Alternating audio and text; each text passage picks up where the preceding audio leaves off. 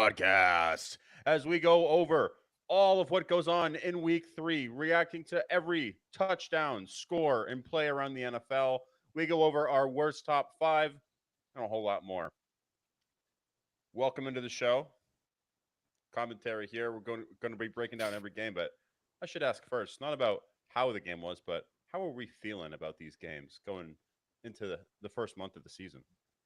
Yeah, it felt like the preseason is finally almost over now. It feels like the first 2, 3 weeks of the NFL each year are just preseason when we're feeling out each game. You're not really playing the starters in preseason. And I don't necessarily like the argument that preseason helps because there is no replication to actually getting out there and playing real football on the field compared to preseason. So it feels like it's finally coming to a close, and we're starting to see some teams and some rookies really figure it out here. And then you also have your teams that are good and are waiting until maybe early to late October to really turn it up here, which is giving some opportunities for some of the younger, more hungry teams, some of the new head coaches to prove themselves here. So I feel like we're pretty much out of that preseason period, and next week will be the first full week of real football where teams are starting to get desperate to get a win. Yeah, I think we're also entering the point where the teams that have started really hot will know if they're going to be good for the remainder of the season or if they're pretenders, whether it be a team like the Vikings, the Saints, or any of these other teams that we didn't expect to start out hot. Are they legitimate? Are they going to be making a playoff push the second half of the season? So, be interesting to see. I think this is probably the last week that we'll have of preseason football, that first month, and then we'll start to really understand who the real teams are. But I was lucky enough to go to my first NFL game this weekend for $30, which to me, from somebody who grew up in New England, 30? unprecedented. I've never seen tickets this cheap for an NFL game in my life, but I know why. Yeah. The Cardinals. The Cardinals are absolutely dog shit. If you look at their history, they I looked at the banners, and the banners are all from the last 30 years. They've existed for 100, dude. Like complete dog shit. They've been dog shit forever. Longest, I think they have the longest play championship drought in all of professional sports. So Cardinals are dog shit. Really? Arizona Cardinals. Yeah, All of we're professional talking. sports? That explains a Yes. $30 NFL ticket because coming from New England, it's typically, oh, yeah, they're playing a bad team. How about $280 so you can watch the game with binoculars? And if it's November or December or January, in inhumane conditions, freezing your you know what off. It's not good. Yeah. It's not good at all. It's not a good deal to be outside. No, it's not. And you would think like, oh, Arizona's probably not a good place to go either because it's fucking 300 degrees. No, they got Dome. that dome. So get the dome. Dome. Dome. And we went to the Cardinals and Lions game, and let me tell you, I think the problem with the Cardinals game, I think I don't I enjoyed the game was fantastic.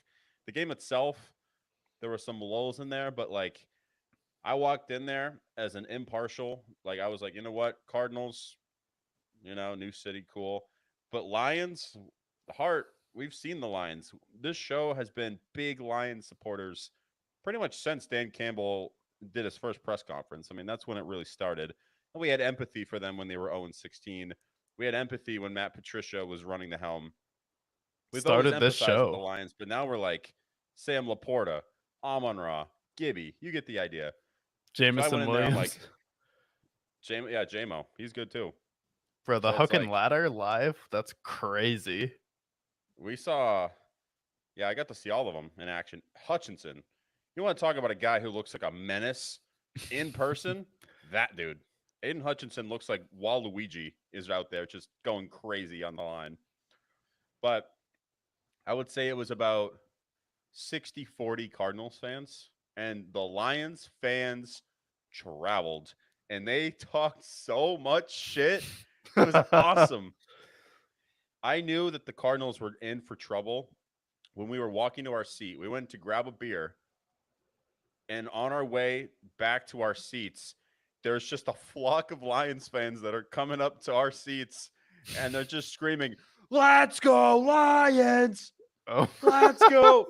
And then there's just one Cardinals fan who's just like, fuck the Lions. And it's just her. It's just one short Latina mom that's just shouting, fuck the Lions. And nobody else is cheering along. They're like, nah, fuck the Cardinals.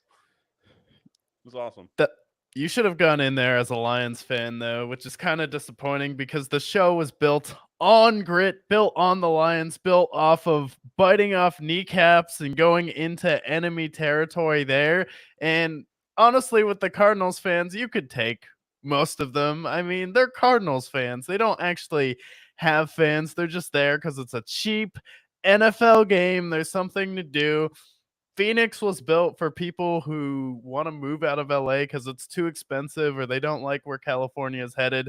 So it's a bunch of fair weather fans. They don't have a history. You could have walked in there full Sam Laporta jersey, could have worn your Amon-Ra St. Brown sweater, but no, just the in the middle fan, but wearing the Cardinals gear. I think you had a chance to really shine as a Lions fan and take on Cardinals district. I wouldn't even call them nation, maybe like district or small area code.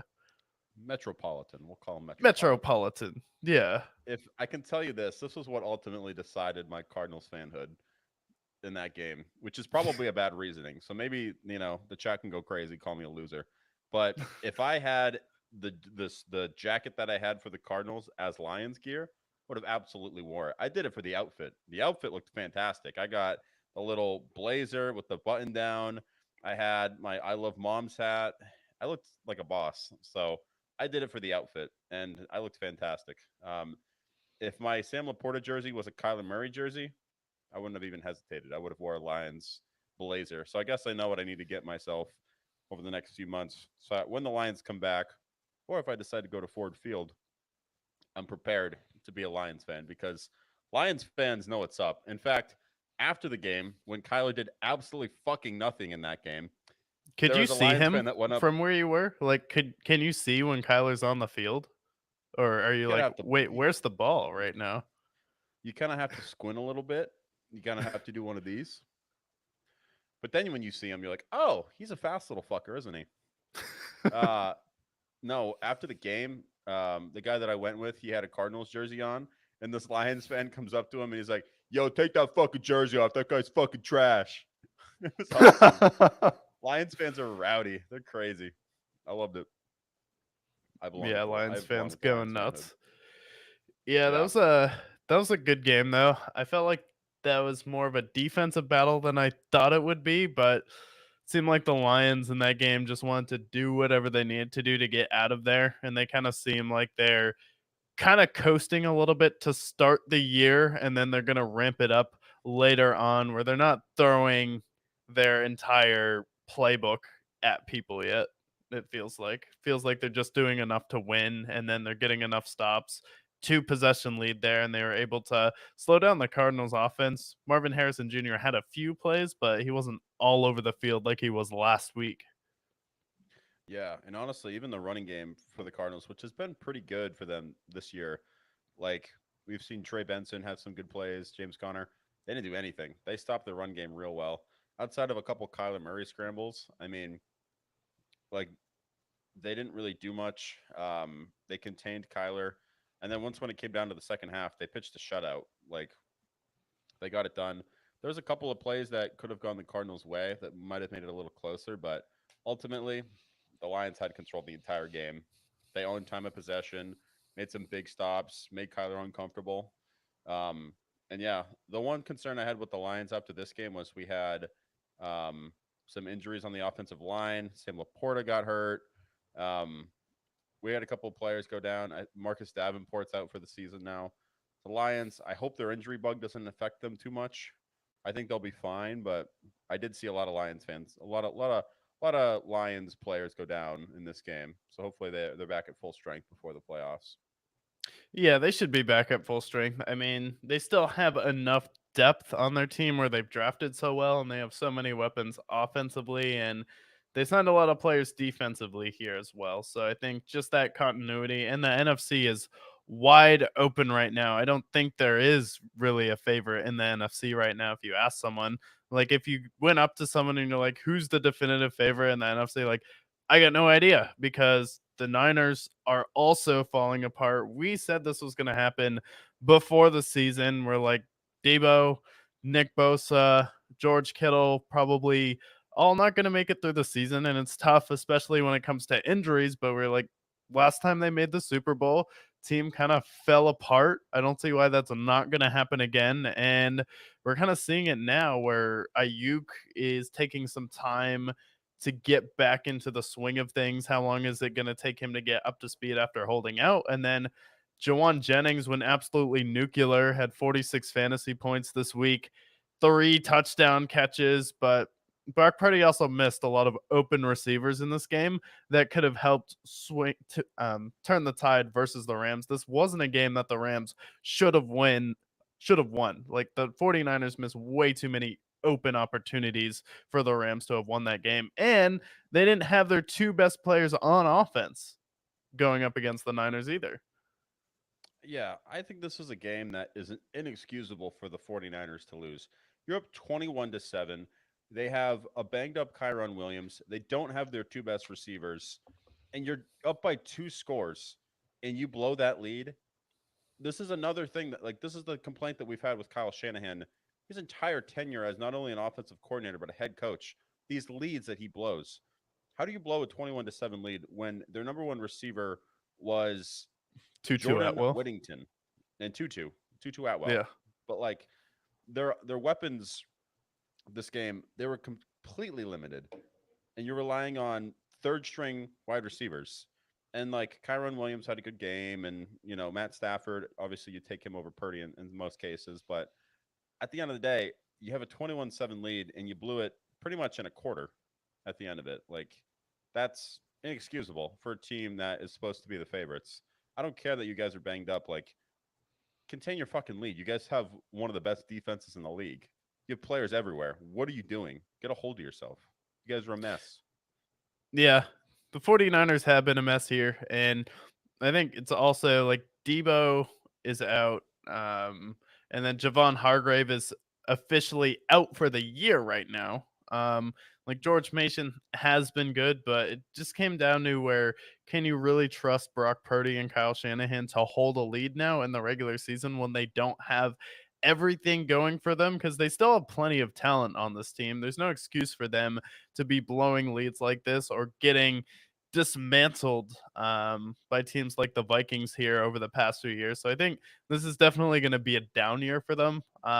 Maybe when you get McCaffrey back, maybe some of your players get healthy, but I just don't see them getting back to the Super Bowl back to back years and losing again.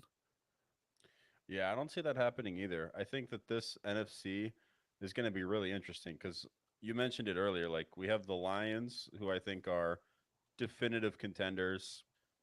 Then after that, it's like Packers are banged up. Eagles look weird.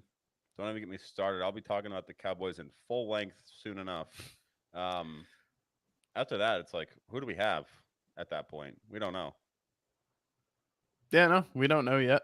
I have a suspicion who it's going to be when they get healthy, but we'll see when it gets there. Probably the Lions' ear, though. It's wide open for them, so they just need to stay healthy.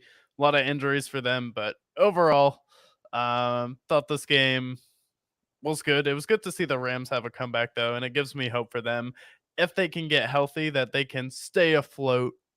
Just with Stafford carrying the team and the defense stepped up when it mattered and get some big stops versus the 49ers. So we'll see the Rams next week. I believe they play Seattle or some team in their division, but I think they'll have another good test next week. So let's see if they can keep it up.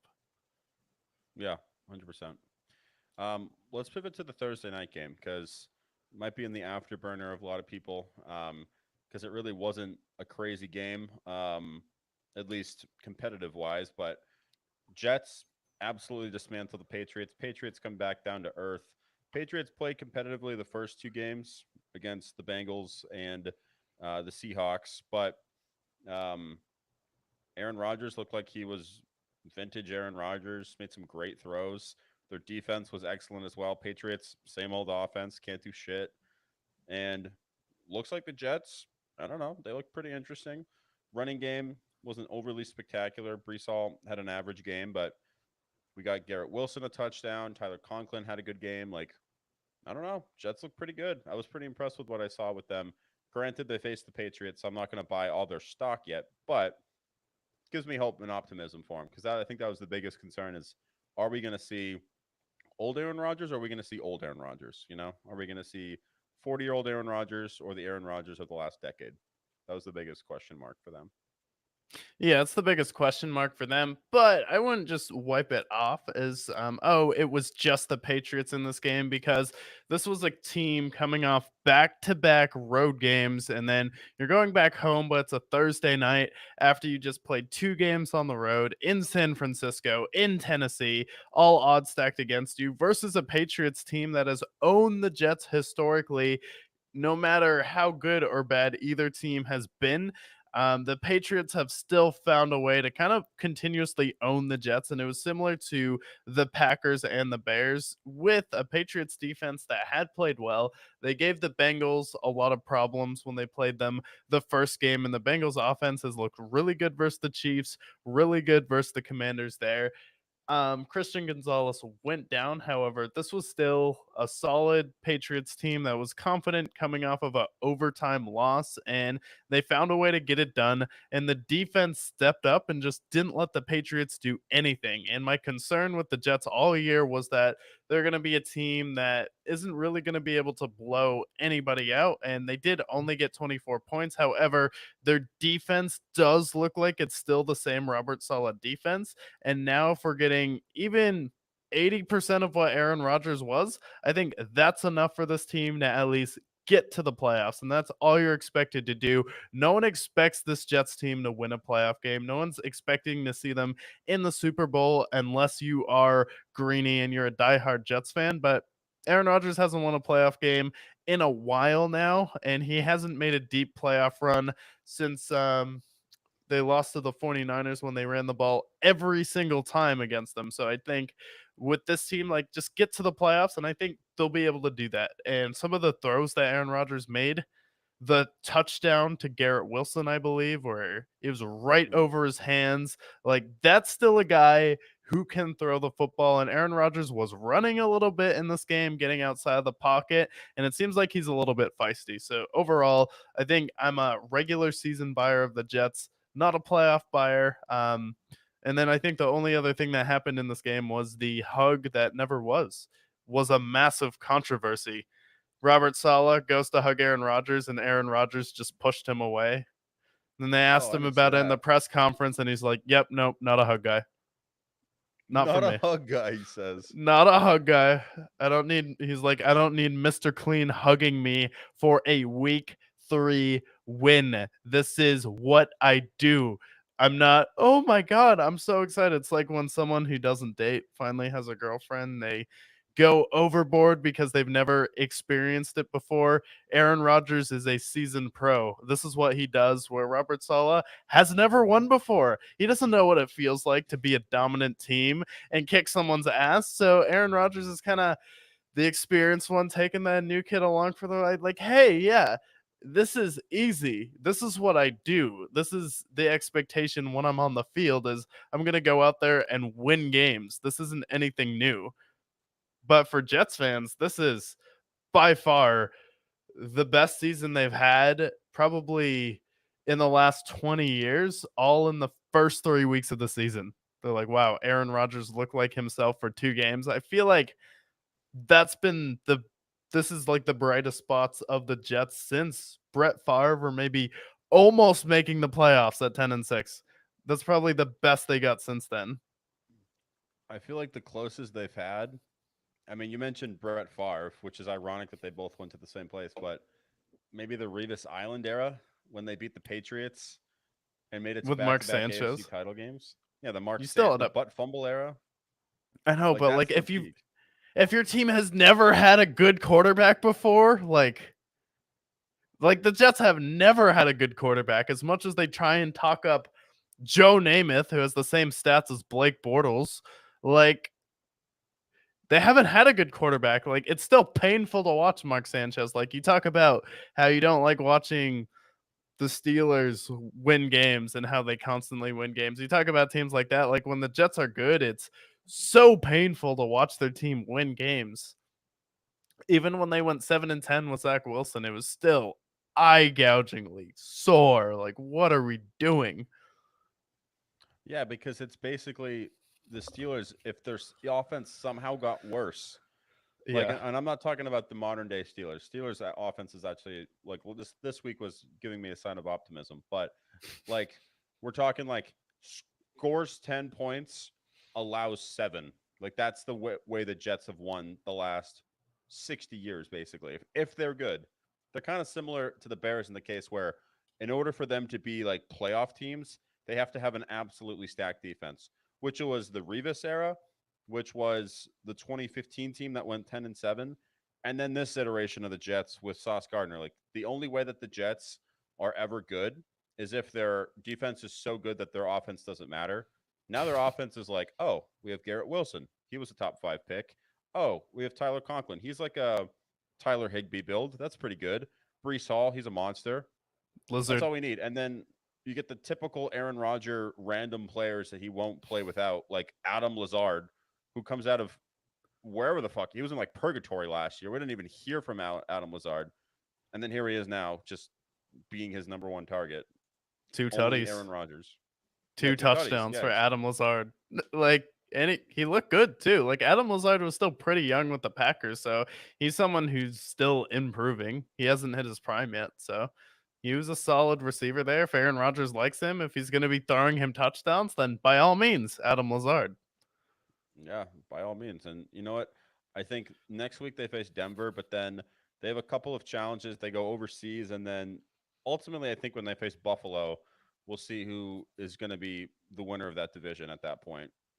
Yeah. Obviously, injuries will play a part too, but I think that'll be like their true first test, is like For whether or not they can beat the Bills.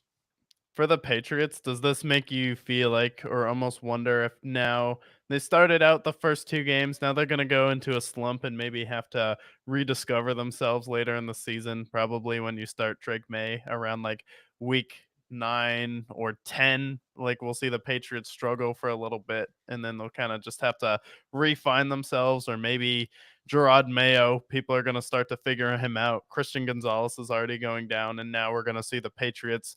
Sure, you look competitive in week 1 and 2, but now it's time when you're going to take your step back here. Or do you have hope that if Drake May starts and he is what he's supposed to be, that this is a team that can be at least competitive again and not get blown out 24-7? I think that they're going to be a team that, if they're facing a defense that is middle of the pack or maybe below average, then they'll be fine. But it's when they face a team like the Jets or the Steelers or the Texans or the Chiefs, they're going to just, their talent, they don't have enough talent on offense to do anything. But if they're facing like a porous defense, then maybe then they'll be fine. I have the Patriots schedule up. Like they face the Niners next week, and then it's like Dolphins, Texans. I think the next month's going to be really tough for them. But then it starts to even up a little bit at the end of the season, just based on what we've seen the last 3 weeks. I think ultimately you got to start Drake May by like week 7. After that, like I don't see, you got to know what you have with the guy. Because if you guys are so bad that you guys could be in contention for a Quinn Ewers or a Carson Beck or Shador Sanders, there's an opportunity there where if Drake May is completely terrible, you can still cut your losses and get something for him if he's completely terrible. I think you should give him time. But in the event that he's a Josh Rosen build, go out and get yourself one of these guys who are probably better than Drake May at the end of it. Yeah, have 2 like number 1, number 2 overall picks competing with each other in camp and then trade the other. Yeah, why not, right? Yeah. Put all your chips on one table, especially when you need a receiver. Go quarterback. Again, most Patriots move ever. Yeah, exactly. And then also, I mean, like, we've looked at some of the rookies so far, and some of them haven't played up to their abilities quite as much. Speaking of that, like the number 1 overall pick, Caleb Williams, the Bears, he looked a little bit better in this game, still struggling. That could pivot to our next game, Colts and Bears. But Caleb Williams, he had 363 yards, 2 touchdowns, 2 picks. The running game doesn't exist whatsoever. They got some injuries there, but how have you felt about Caleb Williams through the first 3 weeks so far? Is this what you kind of Y- expected, or do you think that Yeah, this is par for the course? I kind of expected this from Caleb Williams. He's coming into a tough situation where this is a team that has never had a good quarterback in their history here, and he's figuring out on the fly. And what you need for a young quarterback and where they thrive the most is off of play action, where he has those easy open targets like what we've seen with Jaden Daniels. They're able to run the ball at least a little bit. D Swift has been useless for them. He's pretty much been a net negative when he's on the field here. Did not like that pickup. He's a part-time running back, and now he just seems like a washed running back. And when you don't have a run game, that's going to be really tough for a rookie quarterback to overcome, especially in his first year, where it was a team that wasn't able to bring the best out of Justin Fields, and it felt like there was always friction there. And then Caleb Williams has been pretty good at times, but some of the turnovers have been egregious. But it seems like he's starting to figure it out. And people writing off a rookie who's only played 3 weeks so far, I think that's way too soon, especially when this week we're starting to see him connect with his targets. And we saw Roma Dunze have a big breakout game this week when he's on the same page as him. DJ Moore has already been solid for the Bears, and I feel like he's going to prefer Odunze first, but DJ Moore is always going to be that safety blanket for him and be able to make explosive plays, and they need to get him involved in the offense a little bit more just to take the pressure off of him. But what's going to take your pressure off of your young quarterback the most, especially when you don't have a run game? What is your young quarterback supposed to rely on when he needs a big 6'6", over Yep. 240-pound tight end, the number one tight end, I believe, this week, who had 10 catches for he had a Like touchdown, 100 I believe, is yards. 109 yards for Cole Kmet. Absolute breakout game for the Chicago Bears. And I've been talking about Cole Kmet to some people at work, and I've been talking to people about Cole Kmet in fantasy, and they're like, "What do you mean Cole Kmet? He's like their second tight end, right?" And then this week, suddenly, everyone wants Cole Kmet, who goes out there, had 25 fantasy points. Had I started him, I would have had the most points in the league this week. Would have dropped over 150 because Mark Andrews gave me zero. But from now on, I will be starting Cole Kmet, and that is what will help Caleb Williams because this game going up against the tough Colts defense, still figuring it out here. But we're also seeing some progress here. So if we eliminate the turnovers, can we figure out at least a little bit of a run game? And that's the difference between the quarterbacks that have been good this year and the quarterbacks that have looked mediocre to bad this year is most of the quarterbacks that have played well have had a really good running game, and quarterbacks we're seeing struggle, they're having a tough time when their team isn't able to keep the defense honest running the football. And I feel like that's going to keep happening with the Bears. If we can't run it anymore, then you're behind on the chains every single time. That's not fair to a rookie if it's second and 11, third and 13, third and 9. Like, you need to figure out the offense, whether it's passing earlier or, you know, changing it out and trading for a running back at this point because D Swift is not the answer. Yeah, D Swift's been horrible for him. Plus, also, your offensive line hasn't done you any favors either. The amount of times Caleb Williams has been hit, whether it's a sack or just a pressure, like their offensive line has been abysmal. And their offensive line didn't look that bad at the end of the season last year. So I really don't know what's going on. Darnell Wright was looking like a good tackle for him last year. And then it looks like they've either faded off. Maybe they're um, selling off the Matt Eberflus era of the Bears. But I think that by week 7, we should know whether or not the coach is the problem. I think Caleb Williams deserves to have an offensive minded head coach. And I don't know if their offensive coordinator has been very good for them so far. Their offense doesn't really seem to have an identity so far. I mean, he threw the ball 54 times, 52 times. Threw the ball over 50 times because D Swift was running backwards, basically. I just think that you need to figure out your offensive line. You have to figure out a running game, not even to have like your running game doesn't exist right now. You know that they're No, last in the league in rushing right now, behind even the Panthers right now and the Raiders. Like that's pathetic. You I guys should believe not it. be You guys should not be last in the league at this point because their running game last year, granted they had Justin Fields, but like that running game should not be that pathetic. It shouldn't be last in the league pathetic. Maybe bottom 10, maybe bottom 12. Last in the league's pathetic. That's they got to fix that. And then as far as the Colts, they got the win. It was a scrappy win. Anthony Richardson, I am starting to get a little worried about Anthony Richardson a Yeah, little bit. throwing some gifts to the defense. I mean, my God. Thankfully, they have Jonathan Taylor, and Jonathan Taylor has been able to cover up some of his woes there, and the defense has. And I think Anthony Richardson, it will take some experience. Some of those turnovers are egregious, though.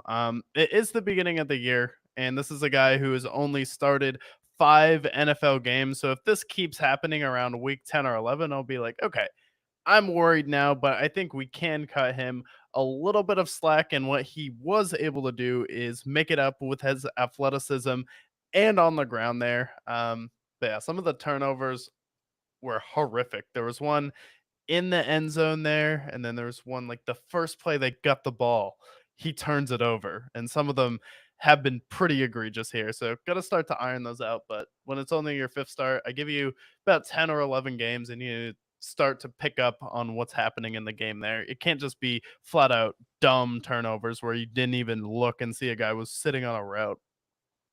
Yeah, my big concern for him is the inaccuracy of it too. He's 10 for 20. He's historically like a 55, right around 50 to 55% completion rating. I just I got to see him be a little bit more accurate too. We all know he's extremely athletic, so I think ultimately he'll be fine. But right now, he has not played well through the first 3 weeks for the Colts. Yeah. Give him some time; he'll turn it around. Their weapons are fine; like they have good weapons around him, so there's not really any good excuse. Just get some reps behind him, and again, like by the time we're at the halfway point of the season, if he's still playing like dog shit, then I'm gonna be worried. Yeah, I mean, Josh Allen like looked the same his first year though, and he'd had like some pretty egregious turnovers. He was pretty inaccurate. So if we give him the same amount of time, like he may not be the guy until year 4. Because when you're someone like Anthony Richardson, someone like Josh Allen, you've been able to rely on your big arm in college where people are wide open and also your athleticism. So you've never really had to work on those additional fundamental skills in the pocket. So that takes time to build. So I would say he is definitely a longer project, and the Colts knew that in the draft coming in. But that's why you bring in Flacco as well to help him out. Yeah, yeah, that's true. And then some of the other rookies that we played. Well, I guess we won't go to the Commanders quite yet, but um, next thing we can pivot to, we can stay in the NFC North. Packers. They got Malik Willis another win. Malik Willis looked actually really good. I don't know. I think this kind of speaks more to Matt LaFleur, but as we pivot to the Packers and Titans game, Malik Willis, 200 yards. He got 70 yards on the ground.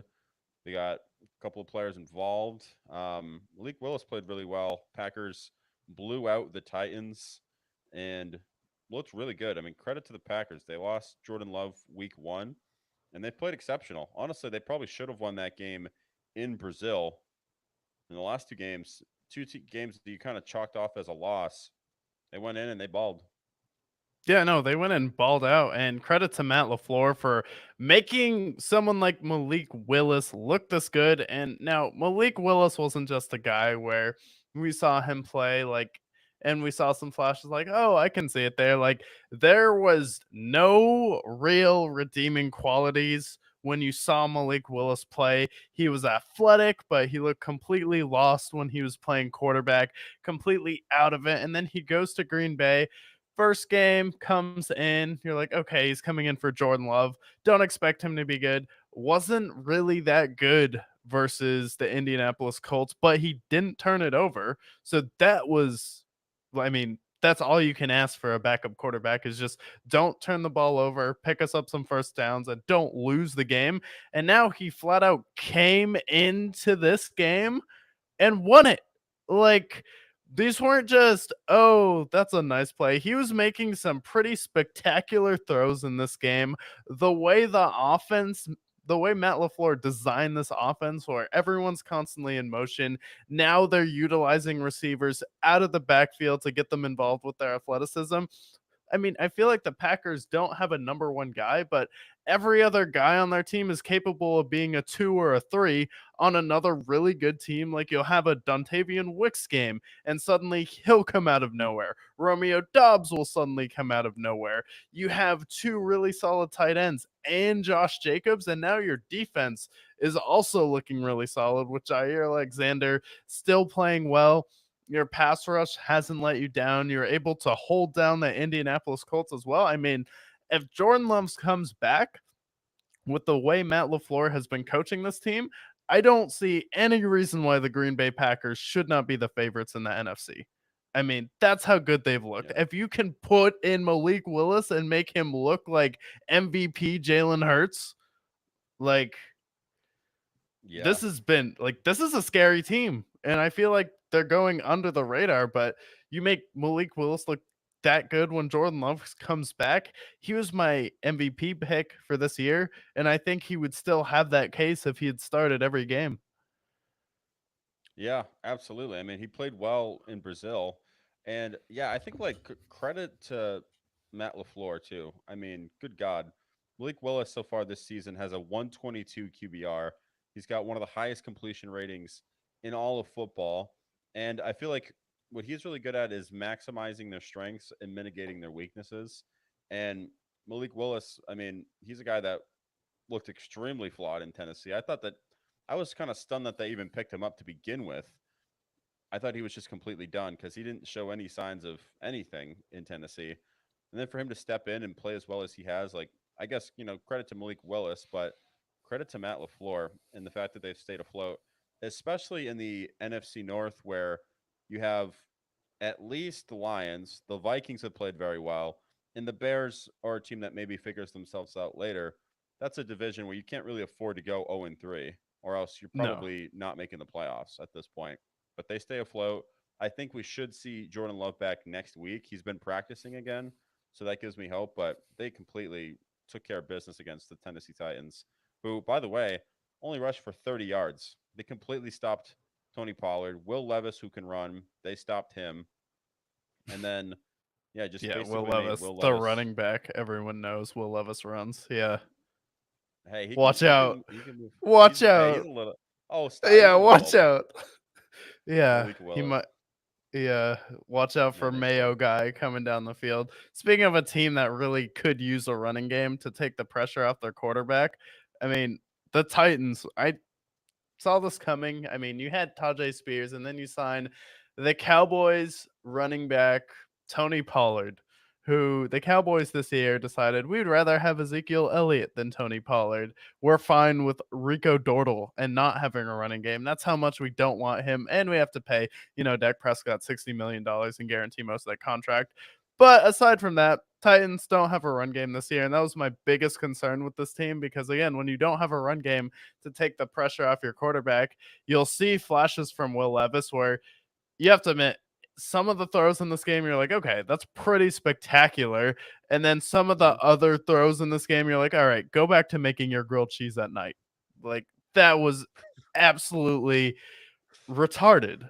Like what was Yeah. the some of these interceptions you're like, what are you doing? There's some that aren't his fault, but at the same time, you'll have a throw where he splits two defenders and gets the ball right in his receiver's hands. And sometimes it's a drop, but he figured out stop throwing to Calvin Ridley and throw it to D Hop because D Hop will actually catch the ball and actually get his feet in bounds, where Calvin Ridley will catch the ball most of the time ish. And it seems like his footwork just is still not on the same level as it used to be when he was with the Falcons or DeAndre Hopkins.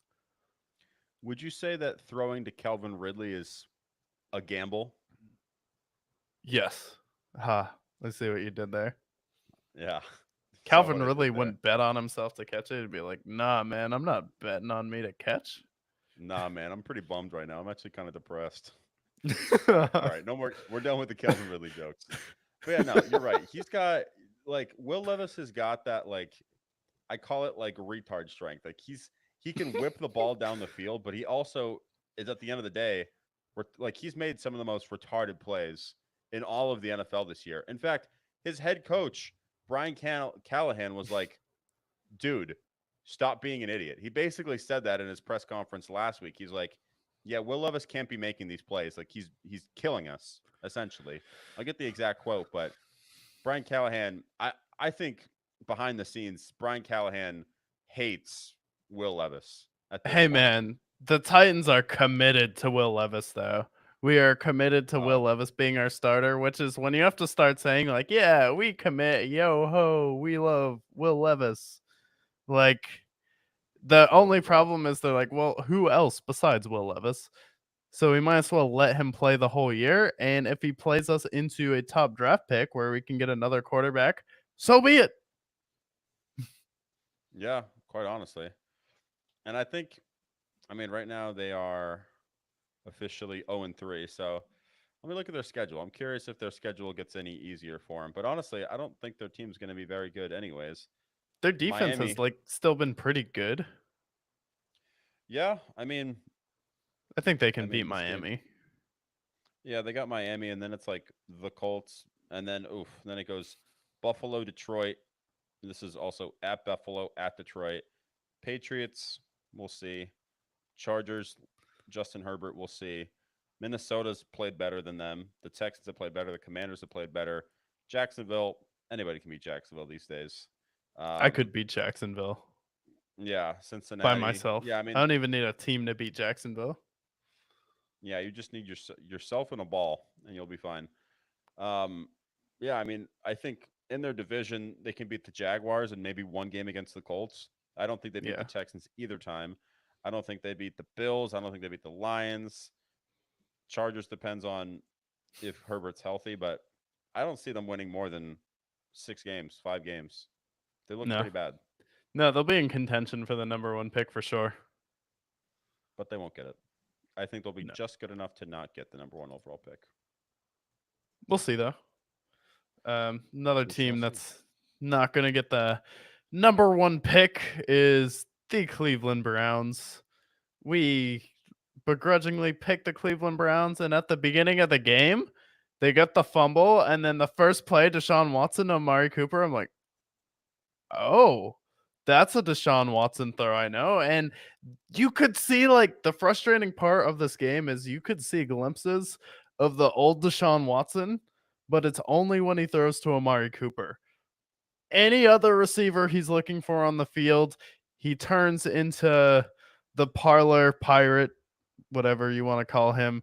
He turns into Diddy. He turns into OJ, and can't really seem to figure it out. But when he's throwing to Amari Cooper, that seems to work. And then he had a couple plays where he actually hit receivers in the hands, and they just dropped the pass. So this game gave me a little bit of hope for Deshaun Watson, where he didn't look completely irredeemable in this game, but you lost to Daniel Jones in this game. And I feel like that's really the underlining factor where you had two chances where you got the ball back from the Giants. You came out on top, and then they figured out, oh, wow, throw it to the best receiver on the field, and that will work out well for you instead of trying to do whatever weird screenplays that their offense was trying to do. Um, but yeah, I think Cleveland officially put themselves into the bottom tier of teams with the loss to the Giants. And the Giants actually looked a little bit redeemable. If you look at this team, you're like, wow, imagine this Giants team if they had a quarterback. Look at this team Be if they pretty had good. even Saquon. If they had Saquon, Malik Neighbors, by the way, so far has been probably the best receiver, at least the most valuable receiver. You can put Marvin Harrison there too, but I think Malik Neighbors has been way more valuable for New York at this point, more or less because they just need him desperately. But if they had Saquon there, I think their offense would actually be like relatively average, at least above average. Where I think that they could at least be 2-1 if they had Saquon. I don't know why they got rid of Saquon. Devin Singletary, he played okay for them, but ultimately, this defense, I think their defense is what's been impressive to me. They have obviously they got the Bobby Okereke, they got the Kayvon Thibodeau, Isaiah Simmons. Their defense is actually pretty solid. So I think that, well, I don't think they're going to have that 9-7-1 magic that got Daniel Jones 140 million. I think that they're at least going to be a competitive bad team for the Giants. So I'm actually relatively optimistic for the Giants, believe it or not, moving forward. I think that they'll at least be a tough out as a bad team. That's my stance on it. And then Deshaun Watson, I I don't want Deshaun Watson to be good again. I think Deshaun Watson deserves to be just terrible, and I think Cleveland deserves him to be terrible too. Um, Even though they've suffered a long time, they deserve to suffer because they traded for Diddy. So fuck them. That's how I feel. Yeah. Yeah, I mean, it's good for football, I guess, if he's good again. Just for the Browns being competitive, but the Browns really struggled for anyone else besides Miles Garrett to generate a pass rush in this game, which I felt like ended up hurting them in the long run. But overall, this Cleveland Browns team is just going to be too inconsistent when you don't know what you're going to get from your quarterback on a week to week basis. So if you lose someone like a Miles Garrett, season's pretty much over, and I don't think you're going to recap that same Flacco magic that you had before. So maybe if you start Jameis, you'll be competitive, but I don't think this Cleveland team's going anywhere, especially after losing to the Giants at home. Yeah, at the dog pound, that's a disgrace. You can't do that. That's just no bueno. Um, let's see. And then we pivot to the Eagles and Saints game. Should we just get this game out of the way? The Eagles and Saints game, this hideous Yeah. game that was. I was actually excited for this game. I was like, "Oh, Eagles, what are they? They're supposed to be on paper a contender." And then the Saints were the most electric offense since the 2007 Patriots for the last 5 games. And then what we got was just the Saints coming back down to earth.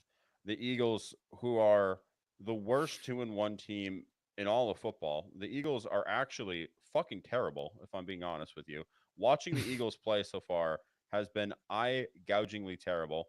Outside of the Packers game in Brazil, their offense has been extremely clunky. It's really just Saquon Barkley.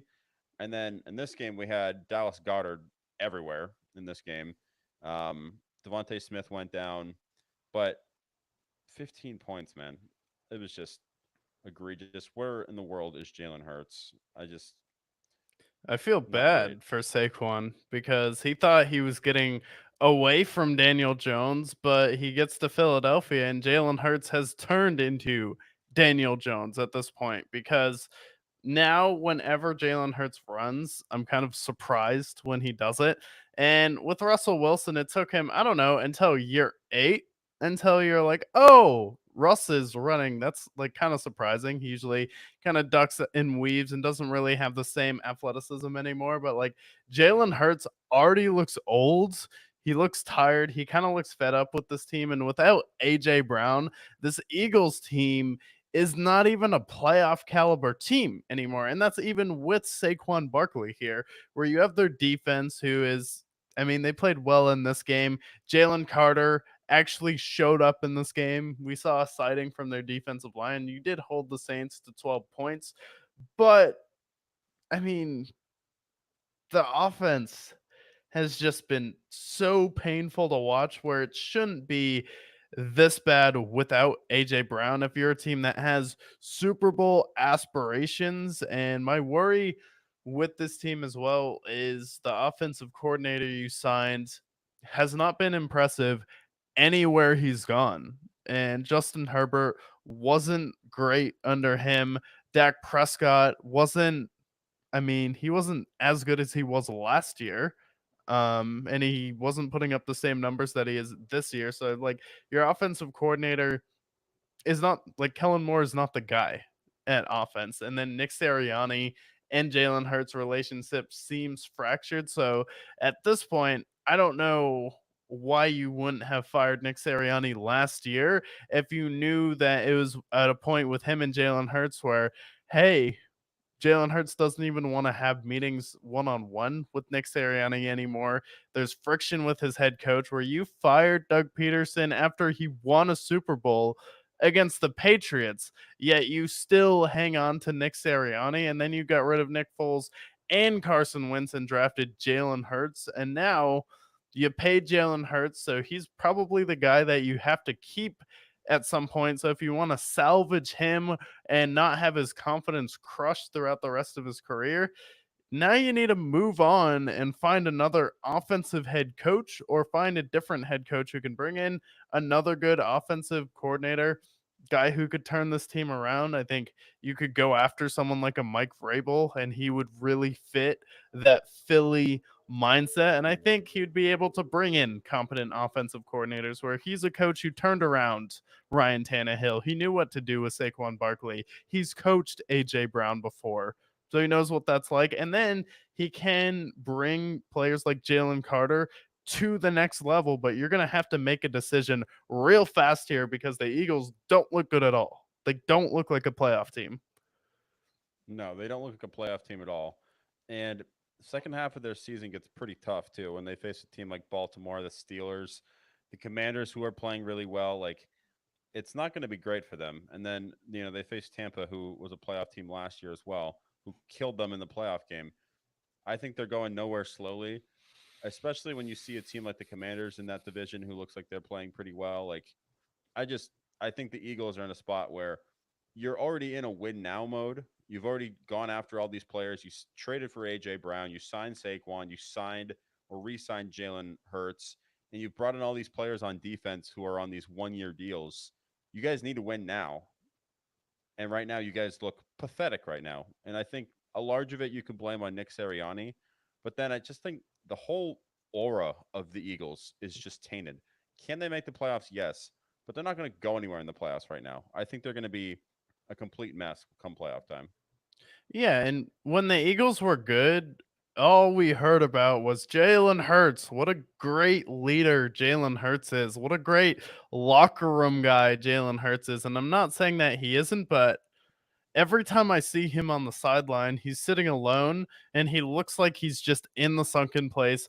Doesn't look like he wants to be there, doesn't look engaged, and he's kind of had this look on his face since that Monday night loss in Seattle. And ever since, this team has not been the same. And this is a team that started out, I believe they were They 7, were 9 11 and and 0. 0. They were They 11 were and 0 to start the season last year. And this is, I mean, you can understand the Steelers losing, right? Because Ben Roethlisberger was a senior citizen in his own right when that happened. Like, okay, that's explainable, completely rational, where Big Ben is old, and we've seen players like Manning, Breeze fall off towards the end of the year. So that's something I expected. But like Jalen Hurts, the regression has been very weird. Like, I don't understand why he's gotten so much worse after that one great year where they made it to the Super Bowl. And right now it's looking like a fluke. Yeah, and I'm looking at his numbers too so far. I mean, he had his 1 year where he had 22 touchdowns, 6 picks, and I think he had a total of 4,500 scrimmage yards because he got about 800 on the ground. Right. But then, like last year, 23 touchdowns, 15 picks, a lot of turnovers in that season, 6 fumbles too. And What was then his this rushing year, yards for last year? he had 600 last year, 15 rushing touchdowns. And then he in this season so far, he has 143. So he's on pace for right around the same, but one rushing touchdown. I just think he's less engaged. I don't know exactly what it is. I don't know if they got to light an incense in there. I don't know if they need to cleanse their chakras, whatever it might be. Go to a fucking Buddhist temple and figure it out. But you guys got to figure it out quick because you guys should be the favorites in that division, hands down, Yeah. especially with the Cowboys being a mess. Yeah, also it's kind of telling now that Jason Kelsey retired. Like maybe that was a clue that there was something there that just kind of wasn't right. And the fact that he retired with the team that people thought could get back to and win a Super Bowl, I think it's kind of interesting that he's like, if he actually thought they would have a chance to get to and win a Super Bowl again, I feel like he would have stayed on the Eagles. So maybe him retiring was kind of a signal like, yeah, I don't think this team's going to go anywhere in the next few years. Yeah, he's right. And now they're a mess. And then for the Saints, I mean, I I think they're still a good team. I think they just faced an Eagles defense that is pretty solid. And I think that they weren't going to continue to score 40 points. Alvin Kamara still looked fine. Chris Olave, I think they'll be fine come next week, but they went back down to earth a little bit after this game, which is good. I mean, Rashid Shaheed had 2 targets down the field. We missed both of them this time, and that was the difference in the game. Saints had a chance to win, however, this is kind of the Saints team we thought we would see, and we don't think we would see the Saints, drop 91 points in every single game. So I think this was kind of a fitting game for the Saints. So like, okay, we're going to score the most points and then we're only going to score 12 the very next game, which is close to bottom in the NFL. Patriots only had 7 points. Jaguars, at least you scored more than them. So I guess that's respectable. And it was it fit the game. It's not like the Eagles were kicking your ass either. So your defense was still keeping you in the game, but still very much on the table. With the Saints, I wouldn't be surprised if they won and lost every other game from here on out to finish the season, to be honest. I could see that 100% for them, especially Yeah. with how the Saints have been since Drew Brees. I did not expect, though, to see the Vikings absolutely demolished the Texans. Ill will with no real reason. The Vikings are like, who would have thought that the Vikings were the team that was going to absolutely steamroll the Texans? Now everyone's worried about the Houston Texans. Are they off track from being the number 1 seed? Is CJ Stroud now a fraud? All the questions are coming out about the Houston Texans now. Sam Darnold throws for 188 yards, but has 4 touchdowns in this game. The most touchdowns, I believe, tied for the most touchdowns in his career. He starts 3-0. Is this the same Sam Darnold from Carolina who started 3-0? Or do you think this Vikings team was a team that you underestimated coming into the year, especially with overlooking what B Flow is going to do to help out that defense here, and then the addition of Aaron Jones to really elevate that run game that I was looking at coming into the season? I think I underestimated the Vikings. I think it was safe for me to underestimate Sam Darnold just given his history, but underestimated the impact of Kevin O'Connell, who's a great offensive minded. And then Brian Flores, what he's done for that defense through the first 3 weeks has been incredible. He demolished the 49ers. He just demolished the Texans, and they have one of the best defenses already. I would have thought that when they lost Daniil Hunter, that they would have taken a step back, but honestly, it feels like they've taken a step forward, if anything. Their defense last year was solid, but I wouldn't say it was great. It was a bend not break defense, but the addition of Aaron Jones has been great. Sam Darnold is making way less mistakes. He actually leads the league in touchdowns right now. He's getting it to the right guys. He did this all without Jordan Addison as well. So I think this Vikings team is scary. Now, they're on pace to go undefeated. Will they go undefeated? Probably not. But Sam Darnold, 8 touchdowns, 2 picks on the year so far. He's looked good. Maybe he finally found the right fit. Maybe this Sam Darnold year is the Geno Smith year, where he's Mm. got this magical renaissance potentially. He's always been a talented quarterback, but he's been with the Jets, the Panthers, and all these horrible organizations. I think I think the Vikings could definitely still make the playoffs at this point, especially I lean more towards the defensive side for why I think they can continue to ball. Yeah, and if Daniel Jones can have a good year, so can Sam Darnold. And I didn't think Sam Darnold was ever without talent or the tools to get it done. I just thought he was extremely overhyped by someone, specifically on one network, and a broken clock was right once a year, not even once a day in this situation. It was more of a calendar being right once a year here, but you still got the day wrong. If we're going back to last year. So with Sam Darnold, didn't have too much expectation. And for me, his ceiling was always someone like Andy Dalton. And if he can play like Andy Dalton, this can be a very good football team. And people were calling for Kevin O'Connell's job last year. And I was kind of confused by that because Kevin O'Connell brought in Josh Dobbs, sat with him. They got a victory there. He's kind of holding them together.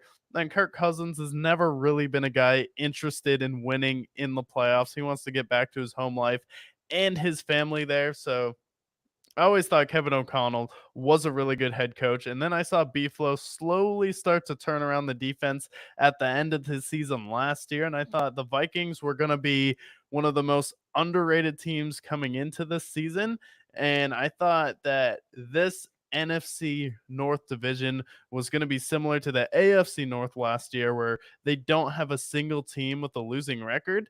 And with the Bears having a schedule that gets much easier, that might actually happen this year in this division. I actually think it could happen 2 years in a row, and I think with Kevin O'Connell, it's different with Sam Darnold when I don't think it was Frank Reich, with the Carolina Panthers. They started 3-0. Was it Frank Reich?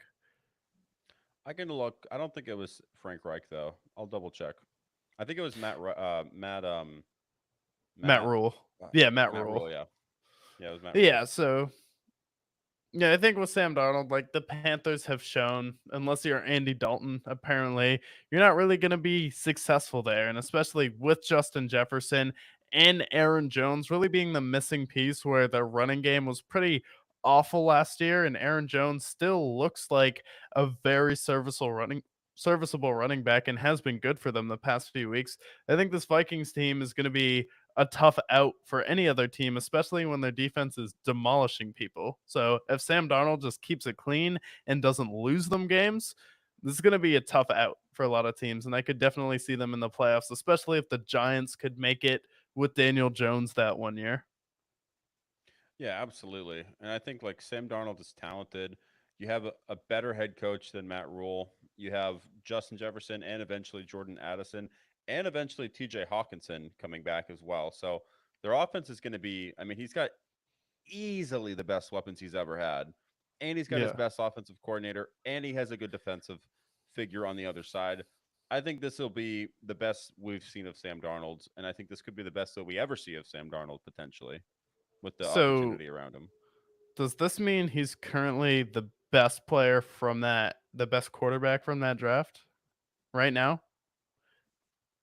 Like just this year or in general? Just this year. If we're going off of just this year, that means Sam Darnold better than Trevor, better than Zach Wilson, right Oh, there so with Justin Fields.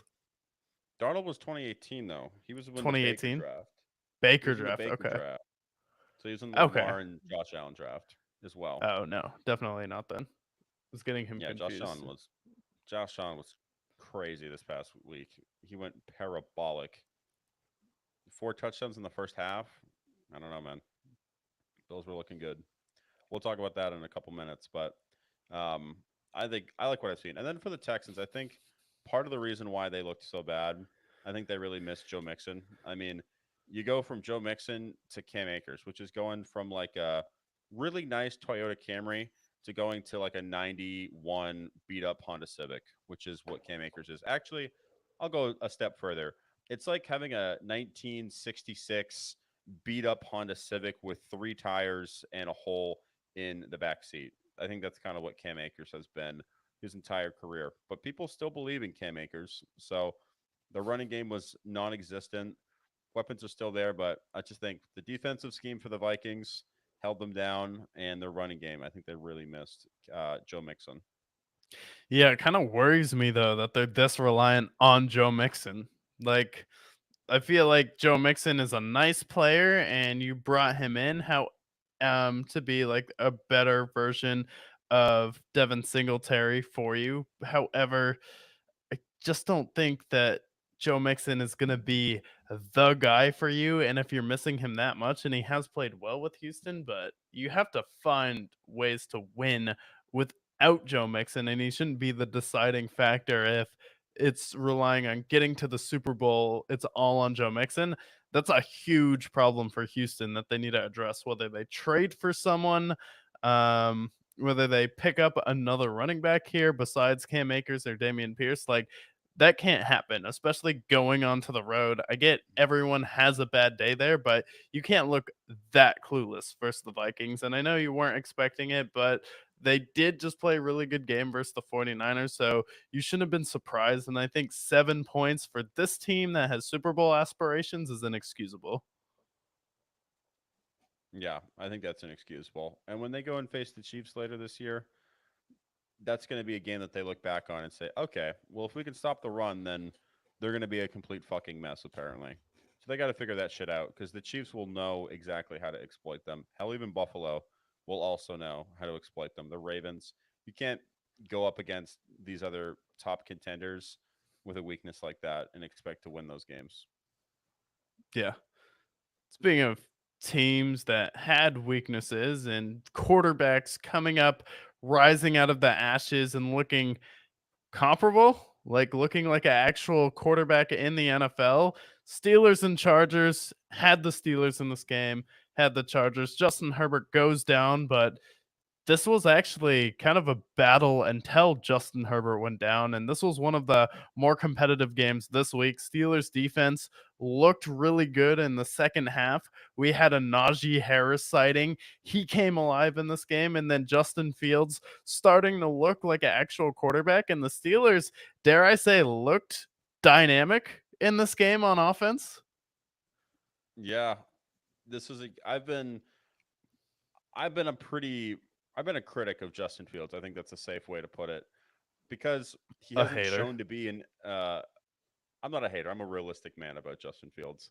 I think my criticism of him in the past has been he hasn't been accurate. He hasn't shown to be an efficient pocket passer.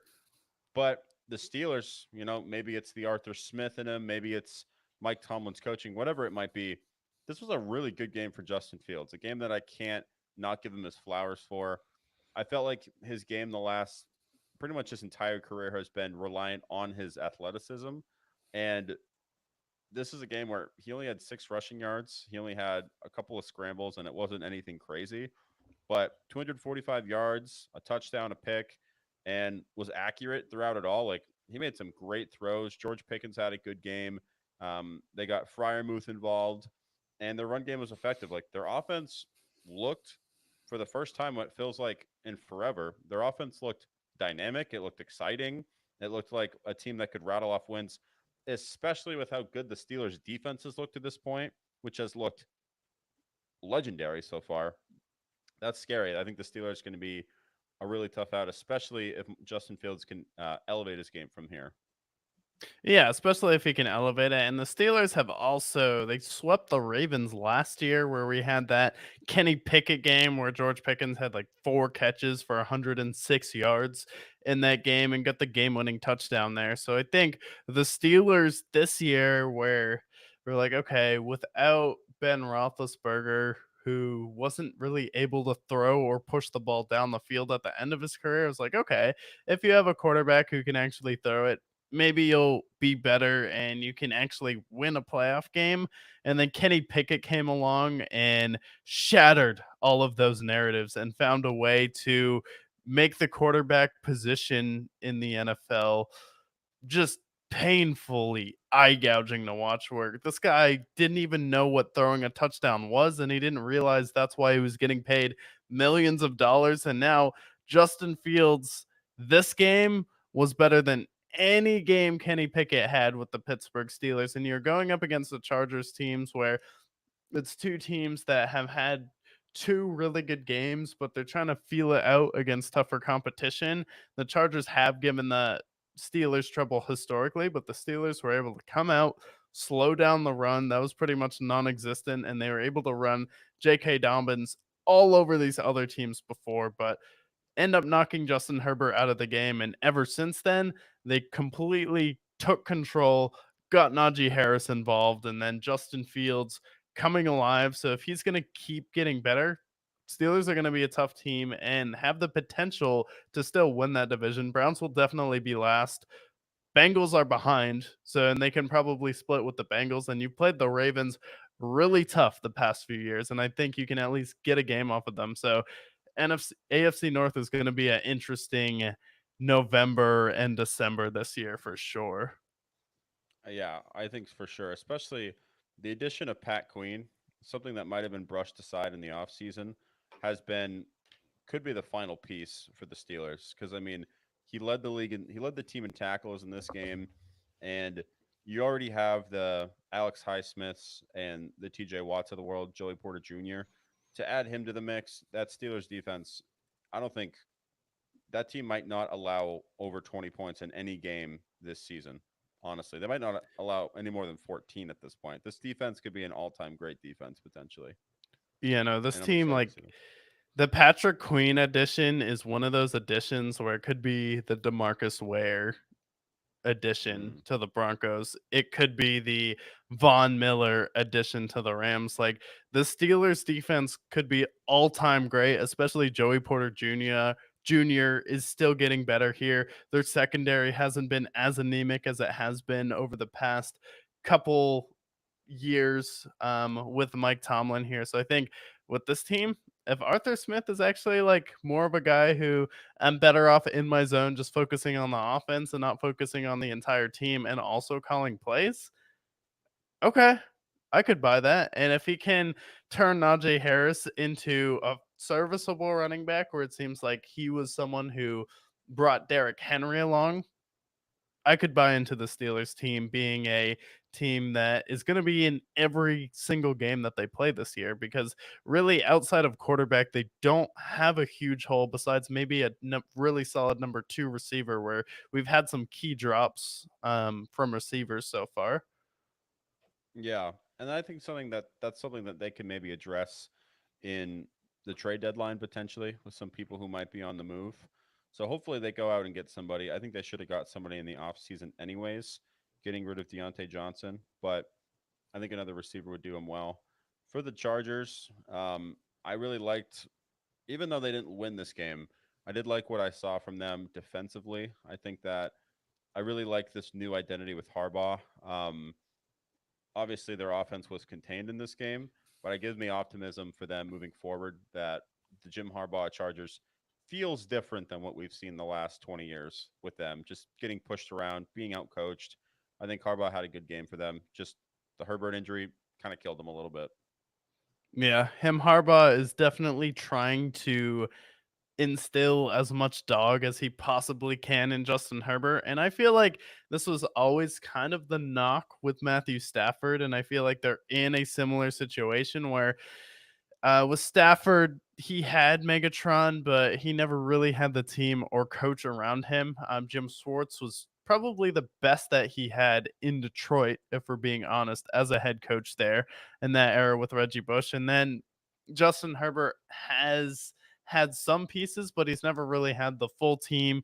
He's in a division with Patrick Mahomes. Stafford was in the division with Aaron Rodgers, and there's no shame to not being as good as Aaron Rodgers or Patrick Mahomes, but they just don't have the same aura around them or same dog there. And it seems like Jim Harbaugh's really trying to put that in Justin Herbert, and seems like he's responding a little bit. So I'm interested to see just how Harbaugh brings him along this season. But I do think this is a different Chargers team for now, and they're not going to be in the same tier as teams like the Steelers. I think they're at the top of tier 3 right now where they'll be in the conversation at some point for making the playoffs, but I don't think that this Chargers team is ready to make the playoff leap just yet.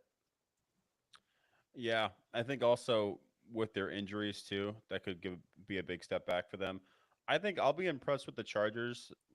I think it'll be a successful season for the Chargers if they end up going 8-9, but they have momentum at the end of the season. And if the players that they've had, like Quentin Johnson, just had his second straight game with a touchdown, which I think Quentin Johnson's looked a lot better. Lad McConkey looks like he's a hit, and the running backs that they brought in outside of this game have been effective. So I'm excited to see the Chargers moving forward. Whether or not they're a team, give me like till week 6 to see, just based on their injuries. If Herbert's not there, they're not going to make it. But if he is, then they could definitely contend for the 7th seed, I think. Yeah, if they could give like Justin Herbert Taylor Heineke's dog, then you would have the best quarterback in the league. Yeah, that was my favorite part of this game after Herbert's injury. The fact that Heineke stepped in, granted, he didn't do much, but just seeing him again, just seeing him pop up everywhere, like played for Atlanta. Obviously, he played for the Commanders, but him back with the Chargers, I like him as a backup for Justin Herbert a lot, actually. Yeah, I like him with Jim Harbaugh too. I think Jim Harbaugh could bring the best out of Heineke.